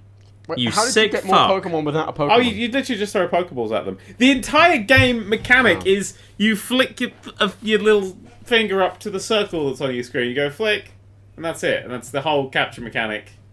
Yeah, it's getting a screwed up paper ball into a waste paper basket of varying distances. Yeah. Yeah. It's a game. And then sometimes, even if it goes in, it fails. But yeah, I was being driven around. So I was just playing it while I was driving, because you just, as soon as the Pokemon appear, you just tap it and then you catch it. So I just drove around and caught like 15 Pokemon, and then I realised I didn't care. Mm-hmm. And also you killed 3 pedestrians. Yeah, but you know, actually somebody did just die because they were hit by somebody playing Pokemon Go. Oh, Nice. Oh, that makes any event Any fun. story makes it fun. And the final Like a piece of funeral. news today, to possibly wrap this thing up because we've overrun, is Star Citizen looks fucking incredible. Does rather. Did you see Yes. that footage that came out about it? I did. Oh my It's 3.0, isn't it? Yeah. Yeah. Holy 3.0 shit. stuff. I've been avoiding all of it because I thought, we'll just see. We just want to see what this does. Like, they do the No Man's Sky me. going from space Wow. to landing thing. Whoa. Oh. Ah. It's, We're sort of skipping through the video. Surprised and everything. but they do it. It's got like fucking internal, like first person shooting. What's this Yeah, shit? they do it. They do it in the sort of the big they do actual planetary landing in it, and they go to a base and They stuff. got zero G But first it's person all shooting in combat. multiplayer Like fucking, as well. Yeah, and they do zero G combat and stuff. What? Mm-hmm. This is Yeah, insane. Scott Manley, if you're listening, I think we have a. If that's playable soon, I think that's when we should, maybe do a few episodes on a. You know, Piling I'm your looking shit at the together. footage. You know, inside that ship, right? That like because it's like a 2-seater front Uh-huh. ship, right? There was a game I played on the GK2. It was one of these demos I found, which was basically just that in the DK2. Mm-hmm. And in a thing like that, it looks really good in the DK2 in one of those like bigger ships with 2 seats at the front. It looks so good, rather than just being in a single ship because you get a nice sense of scale inside the cockpit as well. And fuck me, oh my god, if that has like fucking Vive support, That would be pretty good. I do like the. I don't know. I just like the multiplayer. I like the fact you can just fucking play Firefly the game. I like Oh that. damn! Let's have a fleet. Let's just have fucking a big I ship. do. I really. Me, They've you, Scott Manley, got John. giant ships. I do like if it is literally you get a giant ship. I don't give a shit how boring that game is. If it's 4 or 5 people piloting a giant ship, all with jobs to there already do. are. There already are. You can get ships that have like 10 people on them with fighters built. Are in. they necessary? Is it? And that's fuck off with your No. squeaking. No, you can get a 1-person was me jet doing that. and go around your own, or you can get like a 10-person. Yeah, a one hangar and then team. like fling out the hangars and stuff. Yep. You can have like a ship with a load of. I think it's already in the game. Yeah, You can I've already been get avoiding it because I thought it was just going to be a money pit. But seeing that footage, what I've liked most about the footage was the amount of times things just didn't quite work. Like when they land, yes. they landed the ramps just a bit too high and stuff. And there's a few graphic glitches and stuff. I'm like, oh shit, they're actually playing this right now. This is a thing that's happening. I'm looking at someone fly around like the outside of this like, ship, and it looks like a fucking cutscene. It's not. Yeah, I really Wow. enjoyed the music, the dynamic music stopping when you fire a missile. So I say dun dun dun dun dun dun. I thought you were about to go to dan dan dan dan. Missile. The problem with it currently is I don't know how it's going to be priced when it actually comes out. Yeah, I bought it like as soon as it was announced because I was like, have whatever the fuck they're asking for, like $20. Well, no, because the thing with it now is you buy a ship. Yeah, isn't yeah, it? it's weird. And like you get the game with the ship. Yeah, because it But, is like, for these full-on ships, MMO like- sort of thing. Although they've got Squadron 42, which is the single-player version sort of thing. Let's look. Versatile. What ships are there? Exploration. God, there's like £500 ships. But there's like Phoenixes, Endeavours. Like they're these big ships that can actually have fighters in. Yeah. Capital ships, I think they're called. Yeah. It's like basically someone made a version of Yeah. Eve that wasn't boring. Wow. That's like a fucking destroyer. What the fuck is this? Modular capital ship that can be appropriate for detailed interior, modular room options, high crew capacity. Oh my god, it's basically the fucking. It's got the galaxy map from Mass Effect 1 and 2. It's that. You have that. It's multiplayer. It's got a lot of crew quarters. It's huge. It's got beds. We're just getting on board this hype training, aren't we? Oh, it's massive. We're my just god. getting on board the hype Oh train. my We don't need god. to do this. Oh, it's got like 3 decks. You see, the thing that 4 the difference decks. between Squeak every time Matt orgasms.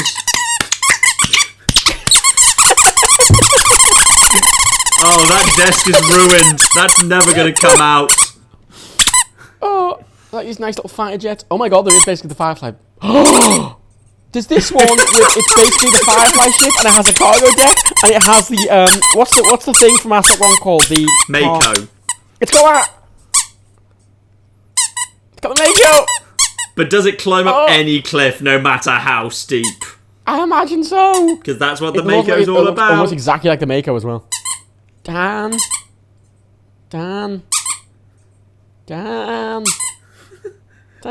Yes. Can we justify spending $600 on a virtual ship as a business expense? Yes, we can. That's totally legitimate. Yeah, that's fine. If we get lots of people on and make a series out of it, then absolutely. Anything related to video gaming is a business expense. Let's do it. Of course it is. Oh my god, they've got a huge cargo ship that can full like an entire When you fucking see thing. these pre-rendered trailers and bullshit, and I tend to have I don't let hype in these days. I'm like, unless you've got something to prove, we've got a really good pedigree behind you, I'm not gonna let you in. But watching that like 40-minute whatever it was presentation, at the end of that, I'm just like, all right, you're doing good stuff there. Like when you're in the building, you can look out the building and see. They're not like instant. So you look out the building and you just see the dude who's like just floating outside the building. What's this? Ah! Yep. Keep squeaking. No. I think I fucked off the audience. At this point, we've got a Pavlovian response. Now Matt can't come unless he hears the squeaking noise. This one looks like the fucking like it's those ships from Halo that have all the big fucking things on the side and look like fucking insects. There's one that kind of is that, but it's just this huge fucking cargo ship about the size of Firefly. Sounds fun. I like that you have to pick up all the boxes individually. Like, so this is what I'm saying about No Man's Sky. When No Man's Sky is like, it's boring. It's not boring in an accurate way. Like, I'll take boring if you've gone into meticulous detail. If I have to get every box and hoof it to the ship. Yes, Matt. There's a ship here that's basically a big old space cruise ship, and you can buy it.